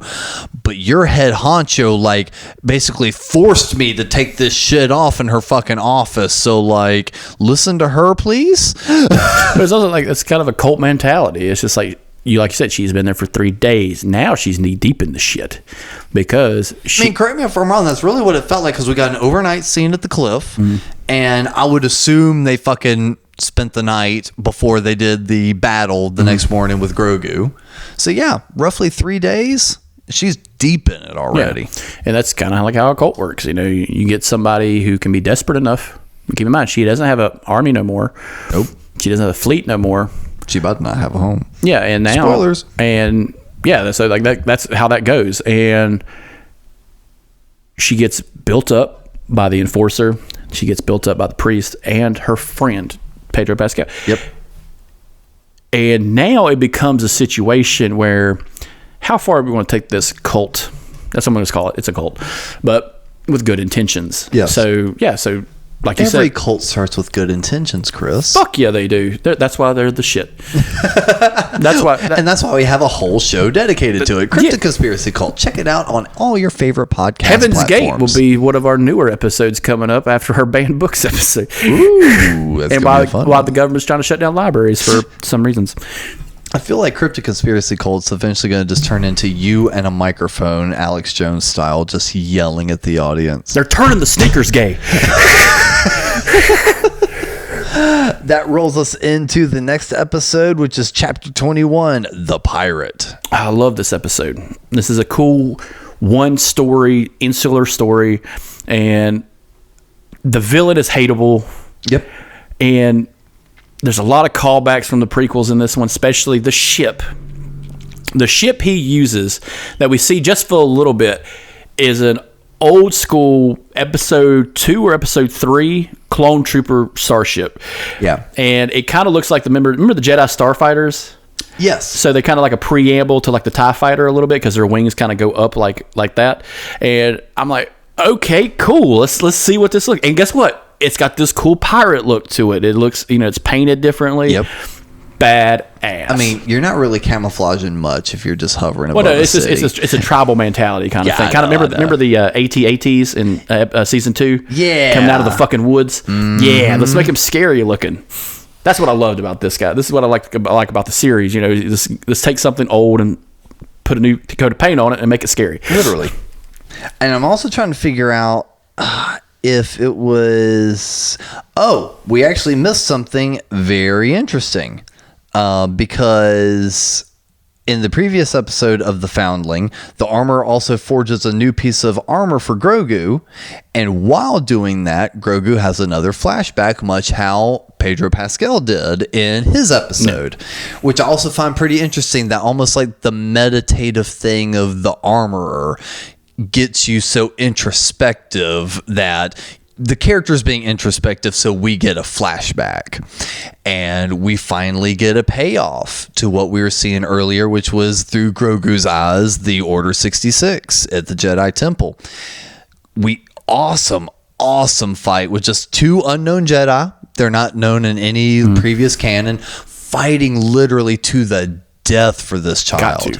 And like, awesome scene where it's like even the female one was just like running to the elevator with him, like gets him in just in time, gets shot as she's getting Grogu in the elevator opens up. It's no one other than Ahmed Best returning, the guy that played Jar Jar Binks in the mocap suit, as the Jedi that saves Grogu, and hopefully we get another PS to the story, but eventually just flies off with him on one of the speeders through Coruscant. And one of the things is, get him out of here. That's Jimmy Smits. Oh, was it? That's Jimmy Smits, the guy from Alderaan. Oh, yeah. And honestly, he has probably the most overarching storyline of any Star Wars character because he's in all the prequels. Yeah. He's in, up until the point where like I want to say he has a small part in Rogue One. Okay. He's in the Leia series because he's Leia's stepdad, technically. He has one of the most interesting fucking arcs of a guy who gets his planet blown the fuck up. Yeah. And it's fantastic. Speaking of fantastic, I think it's really great because we've talked about this in our prequel episode, and we kind of alluded to, this moment in The Mandalorian, how Ahmed got so much shit for his role as Jar Jar. And I understand the culture at the time, especially. Who do you attack? You attack the guy that played it, of course. In today's standards and the general public understanding a lot more how much power a writer, a producer, a director has over something, that it's not very fair to really point toward an actor 100% of the time for a bad character. And seeing Ahmed really kind of get the apology through Disney and Lucasfilm of like, look, man, you got the bad end of the stick. Tell you what, we're going to make you a badass Jedi that just fucking slaughters these clone troopers, and you're going to save the kid's number 1 favorite character. It's an awesome apology for him. That's what I would love to see what would happen to Ray Park. I would love Ray Park never got any shit. People like Darth Maul. But I would love to see Ray Park play someone other than Darth Maul. We see the last time you see Darth Maul in the canon series is Han Solo. Yeah. The very end. And you barely can tell it's Ray. Yeah, and so I would love to see Ray Park because he can act. He's played human characters before. He is a stuntman, so it would be cool to make him an active part of a series. Maybe Ahsoka, it's coming up. Yeah, make him a regular guy that can probably take on a Jedi. I agree. Not a master, or maybe like a knight or something, and just be a soon to be. Yeah. Let's make him that, and that would be fun to have, because we have multiple. Star Wars is a cadre of people who want to be on it, who finally get on it. Yeah. Like Simon Pegg is a perfect example. Is just like, this nerdy motherfucker finally got on there. Was he playing a monster? Who gives a shit? Bill Hader is a fucking writer for a droid. So like, so we've got to ramp up on the special guest appearance. You know, Bo-Katan, the girl that plays her, she's a huge Star Wars fan. So for her to get this was fantastic for her, and that's what I'm just waiting for Kevin Smith to be a villain. God, I don't know. I would disagree that maybe sometimes the stunt casting is a little much. It can be. It can be sometimes. Sometimes it will really pull you out of the movie, or a TV show. Like for instance, Ant-Man, the Jack Black cameo. It's a little much for me. It kind of took me out some. I'm just like, it's Jack Black. It's Jack Black in the movie. Okay, he's putting on a voice. He's trying. He's got on a costume. His face is a little different, but it's Jack Black. You can't really get away from that. Jack Black's in all your favorite franchises. And much how I liked Bill Burr in the previous Mandalorian seasons, it was still Bill Burr in Mandalorian. Yeah. And where are you from? Space Boston. Yeah, so it's like, I don't know. I think the stunt casting works sometimes, but sometimes it really does just pull you out depending on who it is. But for this specific thing, it worked fantastic. It really did. And it's one of those things for people our age. That's what it really is for. It was. Because younger people aren't going to know who he is. No. And if you're not paying attention, you wouldn't know who it is if someone didn't. And for a second, I was like, "Is that?" Oh shit! It even took a second, because I'm looking, I'm going like, he looks familiar. Who is he? Who is that celebrity? That's not a celebrity. That's fucking Jar Jar. Oh shit! You know, that kind of thing. And honestly, I wonder. I'm throwing this out now, and I've heard a couple people mention it, but not really give a reason why. I think the Gungans helped raise Baby Yoda. Probably. Think about Grogu's fascination with frogs and aquatic creatures. Now he eats sentient beings, yeah. I would be very curious to be like if fucking this guy drops him off and he says like, you need to protect this, and he's like, Misa got it covered. Yeah. You know? It's like, as fucked up as it would be, and so many people would get mad, I kind of want that to happen. Yeah. Well, I kind of thought a lot of people wanted Jar Jar Binks to be a Sith. That also kind of would have been cool. Dude, I've said it before. When Force Awakens opens up and Poe Dameron is talking to that old man in the tent, the fact that it's not an old Jar Jar Binks who's dying, telling him, "We shall save the Republic." Well, like he'd be withered, so he wouldn't have that enthusiastic voice. Yeah. He's like, "Asa made a huge mistake." You know what I'm saying? Like, take this. Fix it. I knew his father. They trusted me with this information. He's out there talking about Luke Skywalker. Yeah. I knew his daddy. He's still out there. He's the last thing we need to get to fight these motherfuckers. That would have hit so much fucking harder when he was being killed. You know what I'm saying? Like, that's the thing about, instead of like some awesome actor that gets Max von Sydow, who played it's like, I don't know who he is. He's not a character. Doesn't matter. Done. But can you imagine him looking at Kylo, like knowing who that motherfucker is? I know your goddamn family, motherfucker. I was there in the beginning. Like, and then starts fucking talking normal like that. Yeah. And starts like reaching for a gun. Turns out to be like Padme's little silver blaster. Bam! Chris is Star Wars. I'll fucking love it. But yeah, so on basically the pirate episode is really just kind of a boot and rally. Yeah, and it's fantastic. And this is when we do get another callback to the Imperial Girl that was part of the previous episode that we really liked. Yeah, we get so the pirates attack Navarro. Carl Weathers is like, I need some fucking help. So he calls someone in the Republic for help. This guy is a veteran of the OG, Imperial Wars. So we've seen him off and on throughout the season. He's a fantastic character actor. He's in Rogue One briefly, but he's part of Red Team. And we get so much stuff going on in this episode to where he goes up to a New Republic officer. And side note, we also get a one of the people were freaking out. One of the characters in the bar was from Rebels. Yeah. A fan favorite character. Alien, they really did him up good for live action. So the CGI is perfect for him. And I hope to see him again in Ahsoka. So it's going to be a big part of that. But he goes and gets the bureaucratic bullshit. Well, they're not one of us. We can't really help. Not one of us. Not one of us. And old girl, the spy, comes back. She's like, no, that's not right. And it's just like, okay, that's how it is. Yeah. So he goes all the way to fucking the new desert planet. Gets Mando, gets him going. Oh, and the fact that the bureaucratic guy is Tim Meadows is fantastic. Ladies man from SNL. Yep. And I love the memes. It's just like, no, I can't help him. And then comes the Empire spy.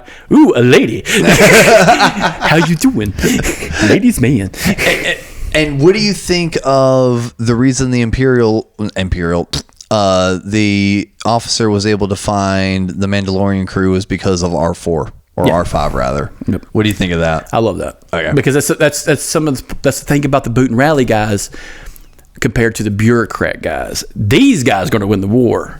These guys suck and lose the war. You know what I'm saying? Like, so you have kind of like people butting heads because he's like, no, we need to help these motherfuckers. It's not about if they're part of us or not. We need to help them because that's our motherfucking job. And because of that, that's why you have characters like him and characters in Rebels who are still doing what needs to be done. And it's fantastic. I love it. Takes a little convincing to save Carl Weathers' town. I love he just rolls up in a fucking X-Wing, parks, and gets out, and here comes all these Mandalorians, his guns drawn. He's like, oh, fuck y'all. Yeah. No, I came to see him. Fuck all of you motherfuckers. Yeah, go to hell. And like, I fought you earlier. Ballsy fucking starfighter. I will say that. That's some Poe Dameron shit right there. Oh yeah. But some Han Solo shit, It's like, yeah, I guess I'll smoke a cigarette and tell you guys what's up. I'm looking at you, kid. But yeah, so he boots and rallies and gets these motherfuckers going. And the cool thing is, hey guys, this is going to be our real skirmish. We're going to take down the town that you guys escaped from, and we're going to have to do some bad shit to take it. All right.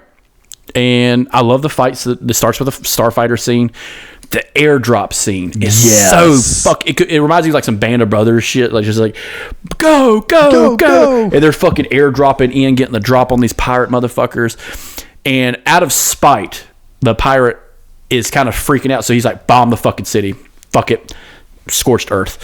He's like, we still got guys down there. I don't give a fuck. Yeah. And it's and like, we got to take that ship down. And this, what I loved about this scene is how much detail they put into the ship going down and how big of a triumph that was going to be. Yes. And like down to like the small explosions, they did it right.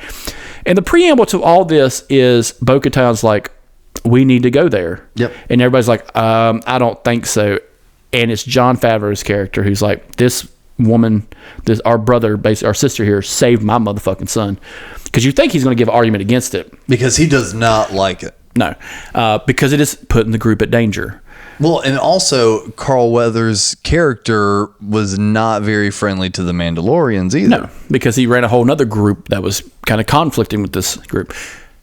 And yeah, it worked out well. A nice little boot. Now they have a new area to live. Yep, because Carl Weathers' character was just like, yo, man, if you help me out. Hey, man, I need a sheriff. I'll give you a whole plot of land if you just be my fucking sheriff. And it's just like, I can't do that, but I'll tell you what, we're going to take this patch of land and basically set up a new Mandalore. And definitely have to mention this. I don't have the name immediately pulled up. I should have thought about it. The name of the town he said, or the area that he was allowed to have was named after the original guy that played Boba Fett in Empire Strikes Back and Return of the Jedi. The actual actor that played it, like his last name, The such and such lands. yes, it got named after him. And that actor recently died, like I think in the last year or so. So that was kind of like their tribute to him. Actually, Brett up on that guy. He was in a fan-made movie made by a murderer, and I'll explain it to you after the show. It's very fascinating. Interesting. But it's the guy who played Boba Fett. Okay. But it was a Star Wars fan film made by a murderer. Okay. But anyway, so so now we have a whole new set. Yep. We're out of the desert. No more space gators or dragons. Basically, space Florida. Yep. The armor meets back up with Bo-Katan, acknowledging the Mythosaur's reappearance as an omen that Bo-Katan is the one that must reunite all Mandalorians. Oh, this is when it happens. And then tells her to remove her helmet. This is when that part happens. Okay. Yep. And then so with the following episode, which is going to be episode 6, Guns for Hire, Bo-Katan, Din Djarin, and Grogu set out to the planet Plezar 15. Jesus Christ, y'all need to calm down with these planet names. Yeah. Where Bo-Katan's former army is the Axe Wolves, and they've now set up as mercenaries. Yes, and we see them kind of very quickly go after a ship, which actually is a H.P. Lovecraft Easter egg. So the ship itself is oddly shaped, but the aliens, which are canon aliens, have this very Cthulhu-esque look. They're aquatic. We see the captain in her fucking aquatic chair, which I love. This is like, okay, this is how this sea-bearing species go into space. Yeah. It's very elaborate because I can imagine Mon Calamari has like the same kind of thing because eventually they got to be in the water sometime. Yeah. But... Oh, yeah, and the PS to this episode is we see that rebel officer flying off in his X-Wing, and he sees a ship just kind of floating out in space. It's a prison transport ship. Yep. And we've already been hearing rumblings throughout the whole season, you know, I heard... Moff Gideon didn't make it to fucking prison. He didn't make it, you know, he got kidnapped, yada, yada. Well, sure enough, this rebel officer sees it, but then sees a shard of Mandalorian Beskar armor in it, which I immediately went... How did that happen? Like, of course they asked that in the episodes, like, Mandalorians aren't that sloppy.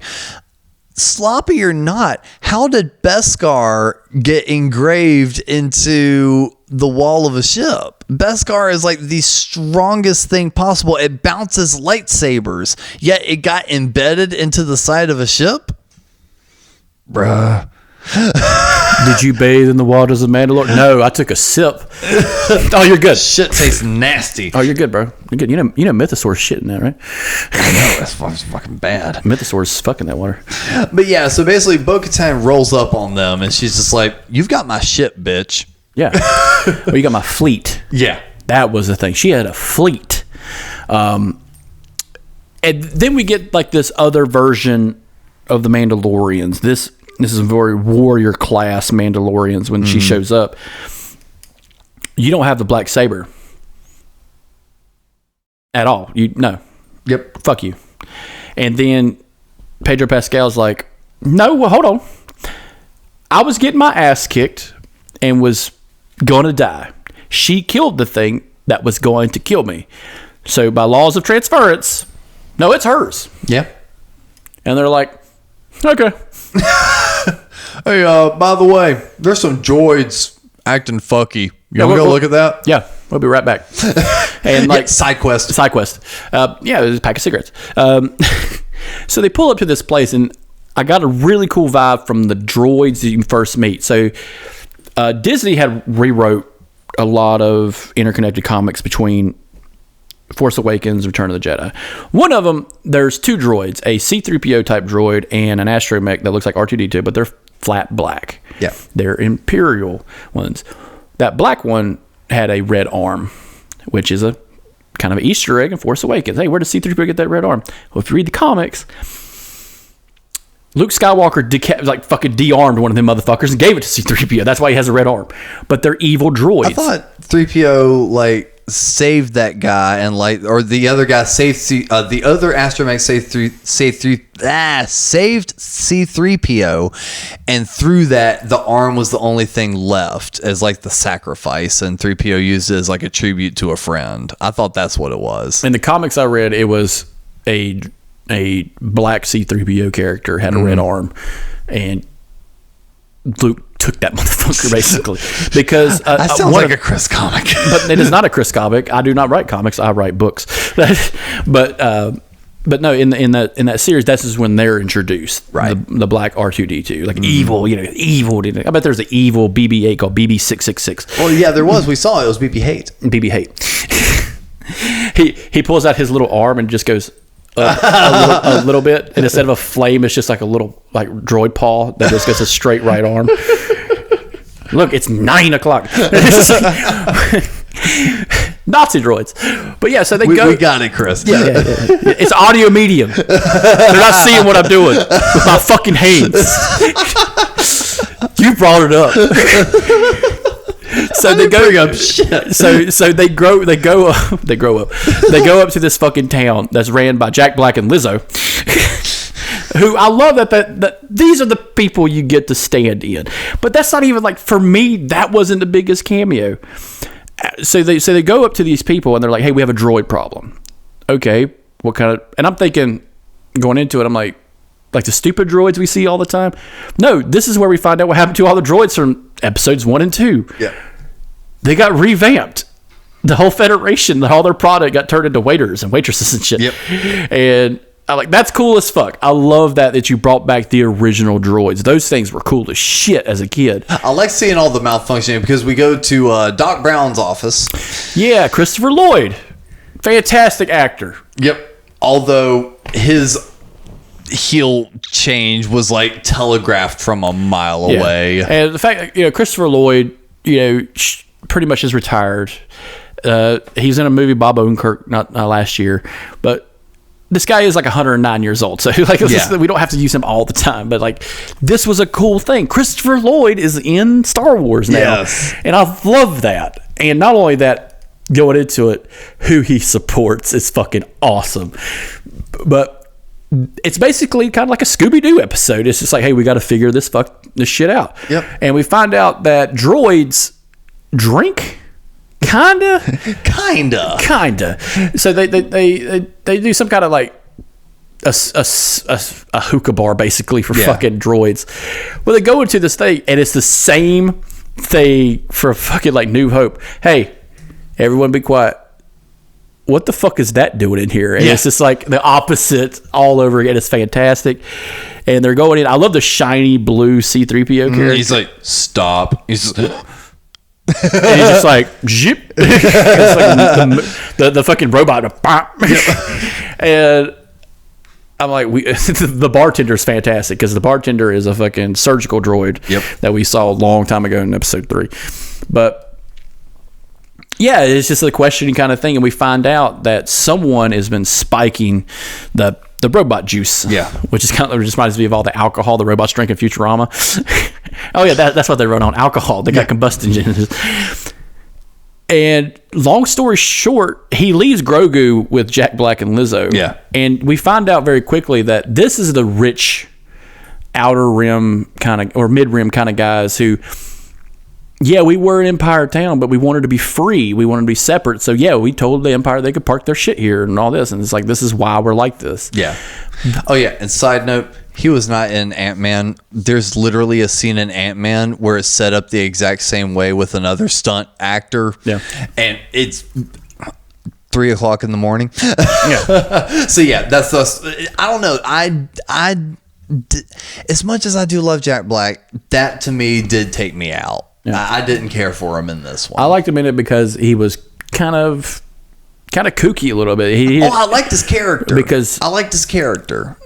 The seriousness has kind of gone away in Mandalorian. Yeah. Because of the whole Grogu thing. That could have been a one and done season 1 thing. Okay, great. You could actually tell 2 separate stories. How Grogu. I mean, I honestly don't think they were planning on bringing it out this long, for the simple fact that people forget they did not have Grogu toys ready. Yeah. they were late to that. They did not. I mean, Favreau's talked about it. He's like, I thought, we'd get like some awe. I did not expect that to blow up like it did. Yeah. And going into it, they went back to puppeteering, which I loved. Yep. Fantastic. And the big quick spoiler on this one was it was Christopher Lloyd the whole time. It was Doc Brown all along. Yeah, it was Doc Brown. Doc Brown is a psycho. Yep. Keep that in mind. He could invent time travel, so he's crazy. But his little speech at the Oh end. yeah, he was like a Dooku loyalist. This is some Clone Wars era shit. Dooku was ahead of his time. Yeah, he was. And then he had his head taken off. Yep. Then he became a head on the floor.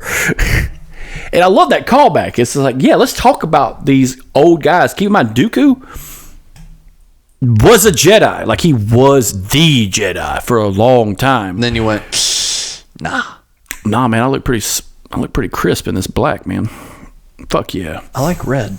Oh, my name's Tyrannus. That's terrible. That's literally what Tyrannus means. Terrible in Latin. Tyrannus. So I like red. I'm gonna bend it. Yeah, I'm the shit. Girls like a little curve. Bitches love a curve. Love a curve. And yeah, so they knock his ass out, which I thought they were going to kill him. I was just like, holy shit, they're going to kill him. But yeah, like right as he was like, Dooku was right. Whack. Yeah. But it kind of goes into like the happenstance of the Mandalorians, because even Jack Black even says it. Oh no, we can't do it, but you can, because it's part of your weird fucking religion. Yep. So go out there and be somebody, and we'll help you out later on. Yep. And I kind of like the fact that Grogu's not a big part of it until like it's just a comic-y thing. Yeah. And then I found out Lizzo's like a huge fucking Star Wars fan, so I'm like, there it is again. Fuck yeah. And Jack Black is. Oh yeah. I'm like, good work, guys. Fantastic. This is one of the funner episodes. Yes. Because it did have a mystery to it. Because it's about to get all sorts of fucked up in the next couple episodes. Oh yeah, it goes south real quick. Mm-hmm. It actually goes into like a fucking thriller a little bit. But yeah, so shortly after that, Bo-Katan goes right back to the wolves and goes, all right, see, anyway, now I challenge you to a fight. Oh, and they have the spaceships. Yeah, that's what I love. Everybody's just like, you know what? It's like, is that a fucking knife? You dirty motherfucker. And put the dude in a fucking rear naked choke. But again, I just love the fact how the intro of the episode is she shows up to her old pack and it's just like, you've got my ship. And they're like, yeah. And then they run away for a minute, go do that. And then they're back and like, all right, now give me my ship. That should have been, that's a whole scene of just like, I went and got my smokes. Yeah. I gave you the time. I told you I was going to come back. If she had just lit like a space cigarette and like pointed Death at him. stick. Yeah, death stick. Oh yeah, she's a drug addict. That would have made it a whole new arc.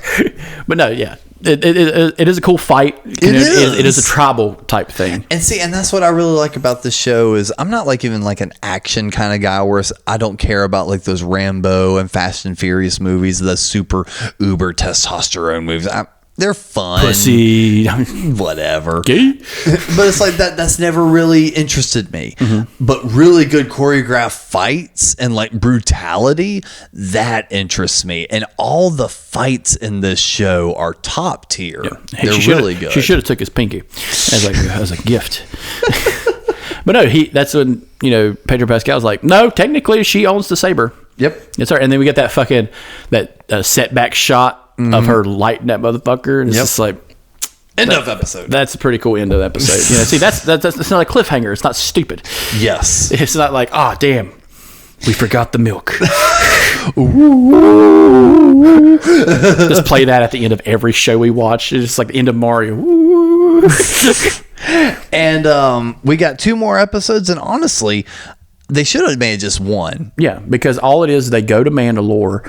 They find out there is a kind of a skiff, which is a ship that's been on Mandalore the whole time. Well, first things first is Carl Weathers' character strolls on up and he's like, I got a thing for you. And he's like, what?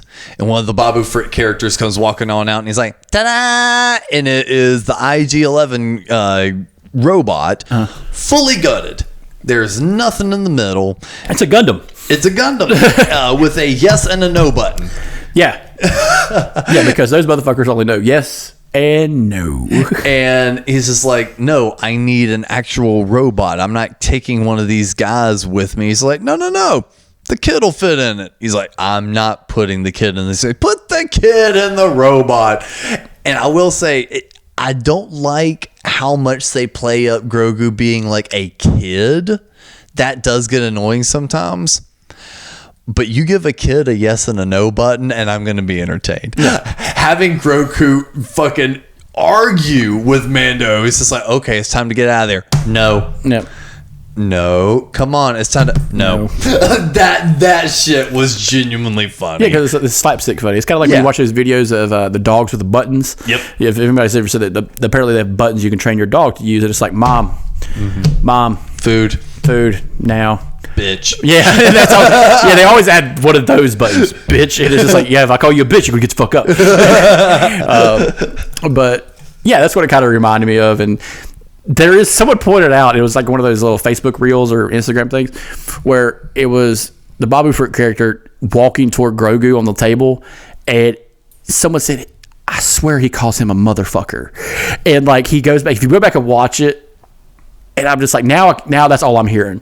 And it's just like, motherfucker. It's like, because that's what it sounds like. Up. It sounds like, it's kind of like what it sounds like. And I'm just like, did he call him a motherfucker? You picked me up like 4 episodes ago. I don't like you. Let me go back and watch that. Yeah, he does call him a motherfucker. Because I had a friend who spoke real low in high school. And I swear to God, we're sitting there in class one day, and I'm just like, what?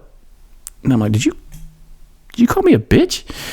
And he's like, what? Because he spoke real low. And I'm just like, yeah, you call me a bitch. What the fuck?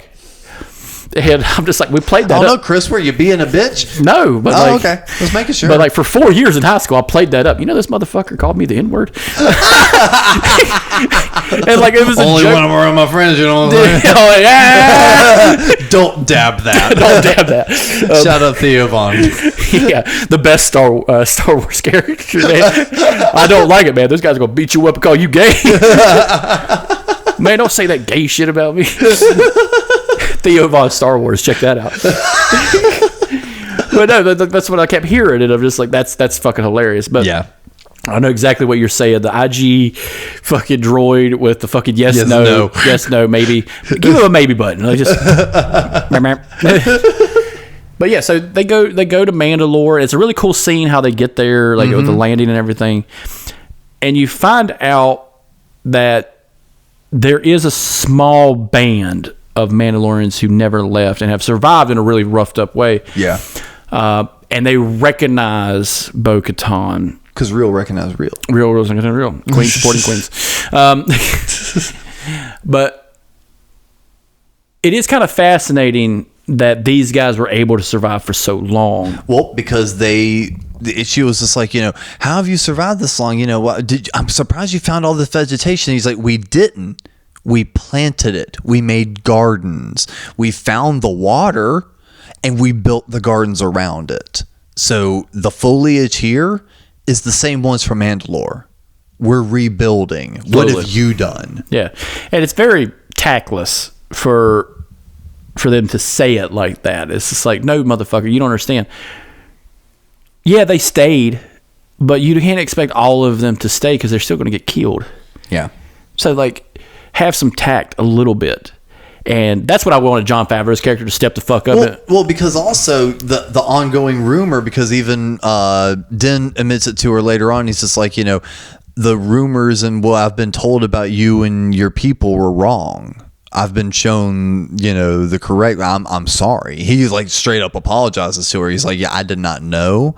He goes, lies are being spread. We do not hear the truth. And that's kind of like a whole aspect of, cult culture, which was, yeah, we're going to lie because we don't know. And like in the history of storytelling about cults is like, hey, what is that group over there doing? They're just weird as fuck. Oh, did you not hear? They're drinking pig's blood. Yeah. Fucking satanic panic or some shit. Yep. Same with David Koresh. Partially true for Jim Jones, but like, what I'm saying, that's just how it is, especially like Mormons, that's how that whole thing, my 17-part 4-hour series, each episode about the Mormons. God, America's own, that's what I'm calling it. But it's really cool how like we're seeing 3 different factions of the same thing kind of booting rallying together, and we kind of see it come to a head in grievances with Bo-Katan's real people and the Mando's people. Yep. Where there's basically a knife fight that breaks out. between Jon Favreau's And character. she's like, this was bound to happen. Yeah, this is going to happen. They haven't been wearing the helmets the whole fucking time. And so we do get a cathartic fight a little bit, and we see Grogu put himself in the middle. No. I would love it that if he hits no 5 times, he goes no, fuck no, no, fuck no. It's like if he taps it like a cheat code. But yeah, he's just like that. It would have been worse if he just said yes and reprogram it. Do it. Yeah, he's just off in the corner. Yes. Do it. Those are the 4 commands. He goes, no, fuck no. Yes. Do it. And then and they can even still use the same line where Pedro Pascal's like, I didn't teach him that. Yeah, you did. I didn't teach him to be a cold-blooded killer. Hey, where's Grogu's weapon? Oh, you mean that little Beskar shiv he carries with him in his little paws? But things come to a real head when she's just like, well, let's go back to Mandalore. And you find out that the Imperial, the New Order, the in-between, the unnamed currently, have been set up down there. Yeah, and I will say in the last episode before that, we do get a little... Well, this is still the second to last, yeah. But like, we did get the Moff Gideon talking to the other remnants of the Empire, where we see... if you remember a character, Hux, Colonel Hux, his father is one of the generals. Yes. And he's all for Moff Gideon. He's like, fuck yeah, man, let's get this show rolling. I'm getting tired of waiting for Thrawn to show back up. Motherfucker's been out in deep space. I don't even know if he's coming back. But Thrawn's right-hand man is there. Yes. And that's when Moff Gideon questions that motherfucker immediately. And it's that so slowly like corporate meeting, and it's just like, so Thompson, where are the numbers? It is just like, oh fuck, this turns into a boardroom meeting real quick. This is that boardroom meeting that Darth Vader showed up on. It's just like, I don't believe your bullshit. And in the middle of him walking to that board meeting, you see all the clones around him. Yeah, so we don't know they're clones. I assume they were preamble First Order troopers. Me too. Elite stormtroopers. Yes. The elite order. And I was like, holy shit, it's going to be the shit. And then it's revealed that, yeah, this is the other part of the cloning thing. Hey, these are some OG motherfuckers that we made. And we've only made a handful of them. And I think that is going to play into the Ahsoka series, maybe into the mysterious part of Thrawn. Get into a little bit more of why the clones are really gone. Mm-hmm. Are they defective? Stuff like that. And yeah, so we see them. And it's an ambush. Oh yeah, and it's a cool fucking ambush because it's the I'm going to show you what I do to pieces of shit like you. Because what he did was he did a hurried move where he thins them out long enough and gets Pedro Pascal alone. Mm-hmm. And it's that scene from Rise of Skywalker. It's like, they got fucking jetpacks. It's like, that's all I can think of. It's like, yeah, motherfucker, you got to shoot him in the air now. Tap, tap, tap, tap. And it is a gut-wrenching scene because I'm thinking he's going to kill him. And we see Bo-Katan eye this motherfucker face to face. And Giancarlo Esposito as Moff Gideon is a fantastic but villain. To reverse it up a little bit, when it's just the goons, yeah, with the Beskar armor and everything, takes out one of the Mandalorians, one of our main ones we had talked about this whole time, the Jon Favreau character. Yeah, knocks him out completely. Yeah, and what's fucked up is... And it was the Praetorian Guards. Yeah, that's what I was going to bring up. So before that, she's eyeing this motherfucker, and he's like, oh, it's fine. I got you, bitch. I'm coming back for you. I know where you live now. And because he's still working off the old information from the spy, which the arc is kind of dumb. But he takes Pedro Pascal, kidnaps him, and Jon Favreau's character, the big Mandalorian, is like, fucking retreat. I got it. I'm going to hold my own. And for a good minute, he does against the clone troopers. And when they brought the new Praetorian Guard out, I'm like, this is how you do it. You're pulling these special guys that were killed off, and this is their story beforehand, and this is how you do it. And it was fantastic. The whole fucking scene, it gets you on an emotional level because what happened earlier, his jetpack went out. He was trying to save his son. this person he humanized them. Yeah, humanized them. And that's the problem with the Mandalorians. It's hard to do that with their fucking helmets on. Yeah, it's very hard. They look like robots. But yeah, it is, and it's a good end for that character because that can canonize the group into being like, nah, we know what we're about now. Yep, fully galvanize them, their suit. And they still have their ship. They still got some of their fleet left. A couple, like I think 4 of them got killed during the battle. But now we have a revitalized threat. Our main character has been taken. Our secondary main character now has Grogu, and now we have to soldier on to whatever season 4 will be. Yeah, and Ahsoka, which comes out soon, I think. Well, there's still one more episode after that. Yeah. Where it's like the big face-off with Moff Gideon and everyone else. And I do have to say, the helmet and everything that Moff has, fucking top-notch. Yeah. His soul suit, I love the whole thing of like almost the Mandalorian Darth Vader. Yeah, That's really the best way. And I was eating that up. Carlos Esposito, amazing fucking actor. But yeah, heading into the final episode, The Return. Bo-Katan and her squad retreat from Moff Gideon's base. Upon returning to the Mandalorian flagship, the Axe Wolves then send the remaining Mandalorians to reinforce the planetary troops while he defends the ship from from Imperial TIE squadrons. With assistance from Grogu, Din Djarin then escapes from captivity to seek out Gideon. And that was a pretty cool scene because they kind of get Grogu off in that corner and he's like jumping up on the lights and shit. And they're like, get the fuck down, you frog motherfucker. Well, we get like a really good Force scene with Grogu with the explosion. And it's like that's near the very end. Yeah. But this is something you need to do if you're going to was it like instead of Chekhov's gun, it's Luke's gun. If you show a Jedi in the first episode, you need to show him doing some shit. Exactly. If you're going to bother showing these motherfuckers, you better. But it was such a good knockout drag out fight, and it was cool because you saw the 3 separate fights going on, and then slowly everyone starts reconvening because Bo-Katan starts fighting Moff. That way Din can run after and get Grogu. By the time he gets in there, Grogu's taking care of business. He's running back out.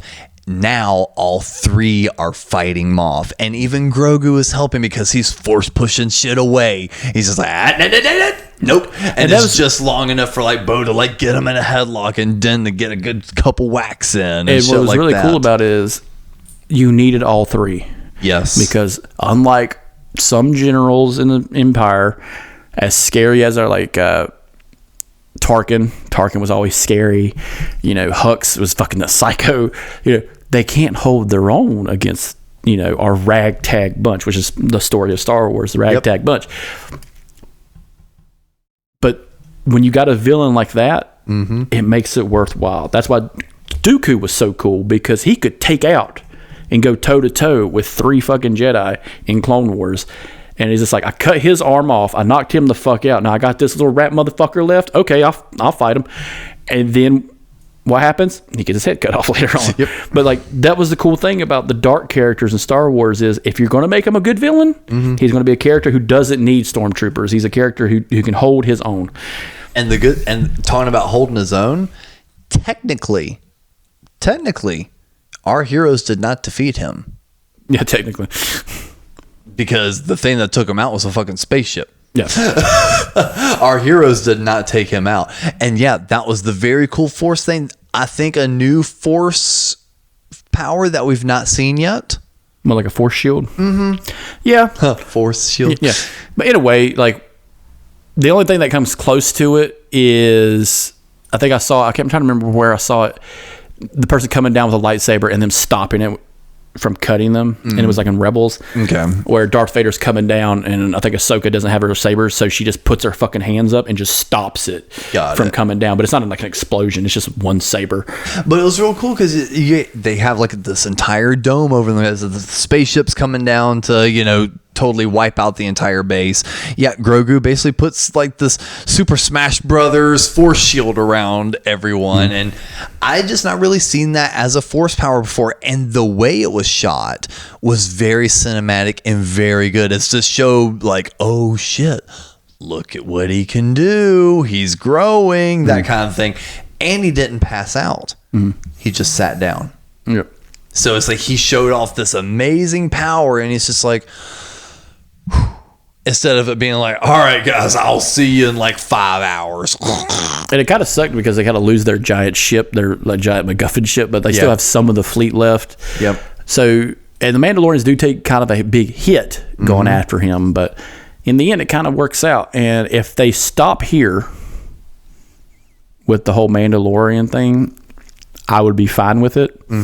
Especially with the way it wrapped up. Yeah, because they go back to the living waters. You see the child from the very first episode, now without a father, officially taking the creed. And then you see Pedro walk up, and he tells the armorer, he's just like, I want Grogu to take the creed. And she's like, he's too young to speak the creed. He cannot be a true Mandalorian. He's like, yeah, but I want him to be my apprentice. She's like, right, but to be an apprentice, you got to speak the creed. He's too young to speak the creed. He's like, well, what if his parents gave permission? Ultimate fucking Kyle dad at the fucking school. And she's like, yes, but we don't know anything about his race. Pause. That would have been the best setup for the next season. We don't know anything about his family. They're galaxies away. Well, what if I find them? I was hoping that was going to be the next line. Well, what if I find them? Oh, that would have been so fucking cool. I don't hate what they did, but I would have liked that better. He hits him with the, well, what if I was to adopt him? And she's like, oh, all right, fine, fuck it. Yeah, because we're playing fast and loose. Yeah, we're playing fast. Yeah. Our sidestepping bullshit is our religion. So yeah, let's just go ahead and do it. So why the fuck not? Let it be written in song. Din Djarin, Grogu, they're family now. So it is Din Grogu. Now, I was kind of under the assumption that Din was his first name and Djarin was his last name. Nope.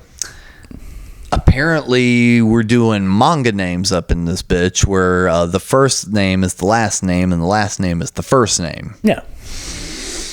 That didn't make any sense to me. Din Grogu instead of Grogu Djarin. But whatever. Hey, I actually kind of like the name, though. Letters cost money to put on packaging. Okay, so 3 letters is better than 5. Although I will say from an artistic standpoint, I get it because that's actually a cool name, Din Grogu. No. You know, that actually, it flows well. Darth Din Grogu. Oh, shit. That'd Darth be the Grogu. Shit. That'd be shit. Nah, they would change his name. It wouldn't be Grogu. It'd be like Darth fucking the Sickness or some shit. Like Darth the Sickness. Oh, wow. Yep. And then shows back up at Carl Weathers' town. He's just like, yo, I'm going to lay low here in between missions. You know, I got to take the kid with me, but I'm going to be a little picky with what my missions are. I got to figure out what that is.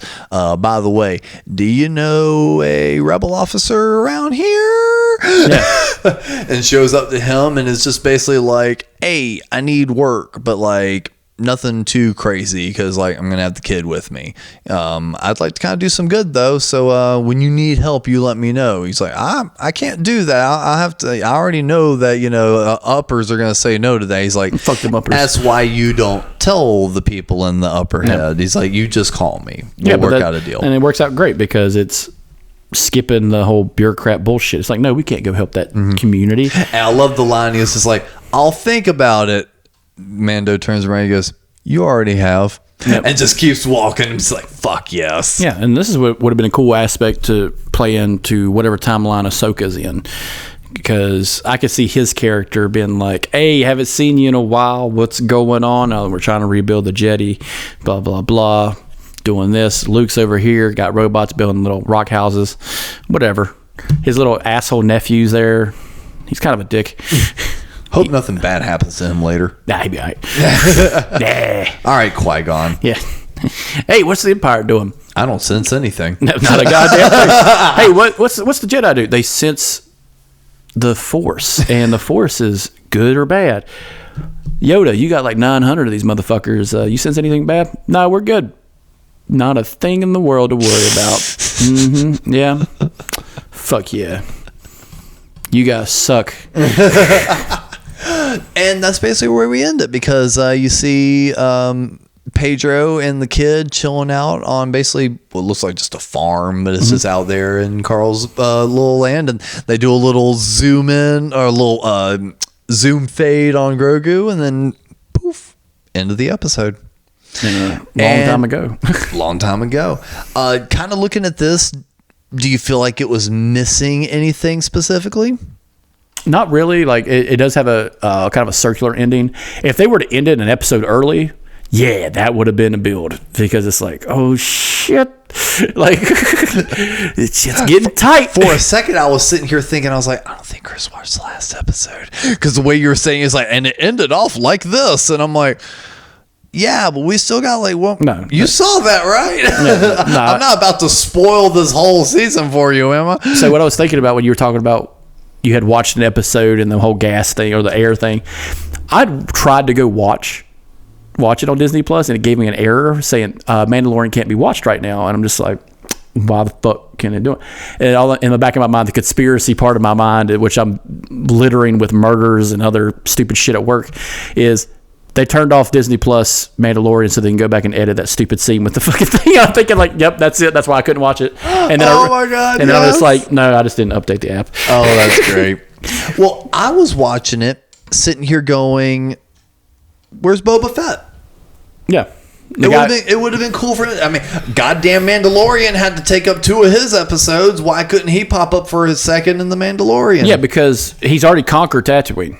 Because the whole point of the whole Tatooine story of Book of Boba Fett happens within probably 7 days. And there was even a mention from the SNL girl. She's just like, are the Hutt twins back? Yeah. So they even reference the fact that Boba Fett got rid of the Hutts. Yeah. So like that would have been a cool thing. Hey, remember that guy we helped out? Hey, I gave you back your armor. Got your jetpack back. Could you need some help? Could you bring out old Slave One? We don't call it that anymore. Whatever you say, Darth Genocide.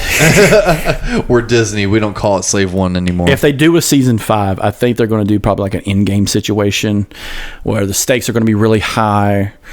Where, yeah, let's call back Bill Burr. Let's call back Boba Fett and his fucking sniper. And, you know, half the Mandalorian crew, Bo-Katan, the Blackhawks, or whatever their fucking name is. Well, see, I wouldn't be surprised if this would be the last season, because I feel like everything you're describing is what's going to be that movie. Yeah. Because they are playing that movie of the Mandoverse characters of everyone kind of getting together. So I honestly believe everything you just described there is going to be that movie for sure. Kind of like a boot and rally kind of moment, like an Act 2, Act 3 kind of situation. Yeah. And again, I enjoyed this season. It just really felt like they had 2 full plot points for seasons, and they just kind of mashed them together, because I was totally on board and interested with the Dr. Pershing clones, how that tied in with Moff Gideon, everything else, because that's all a lead into the Snoke clones. That they're laying the groundwork to make that make more sense. I get it. I understand it. I kind of appreciate it. They're adding a little bit of something that kind of felt like something shoehorned in the new trilogy. They're kind of now giving a little backstory and a little reasoning for. Totally down for it. I'm down for rebuilding the Mandalorians. Let's do it. It just felt like they tried to do too much with the season, and both plot points kind of suffered from it, where either plot point on its own would have made a great season. Yeah. And we had discussed it last time when we were talking about the prequels, about Heir of the Empire. And I was talking to an older guy at work who was about Russ's age. Yeah. And he was talking about, because he watched it, he was very excited. And I asked him, like, how do you think they're going to explain some of the Force Awakens stuff? Because I had talked to him very... He's like, I think they're going to do what Heir of the Empire did when they cloned Palpatine, or a version of Palpatine who became an evil Luke Skywalker, which the hand Luke lost in Empire was the material they used to clone the evil Luke Skywalker in Heir to the Empire. Yeah. He's like, I think that's why Snoke looks like that, because he is a monstrative version that couldn't come out right of a human version of Luke. And I'm like, yeah, that because they can't exactly copy Heir to the Empire, but that is something they could use later on. And that's because we was talking about the cloning thing, because it was like, yeah, I was just like, he's like, well, it's been canonized that Snoke was a failed Palpatine clone. yeah, but he's like, but what I would like, or not necessarily like, but how long do you think, if they wind up doing this, that all the fanboys are going to go, that was just bad Luke in the new trilogy, that was the bad Luke. That was Jake Skywalker. Yeah. Or that was Luke. Yeah. To call back Mr. Sunday movies. Yeah. Lucas Starkiller.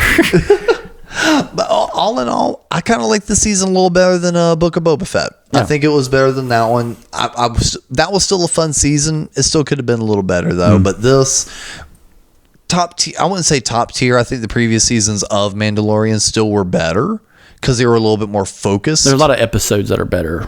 Yes. So like in the aspect, like it doesn't have a lot of greatest hits. Yeah, they're honestly trying to do a lot with this season. Where again, this was 2 seasons, and it's still better. I will say it's still better than whatever movie they would have made out of it.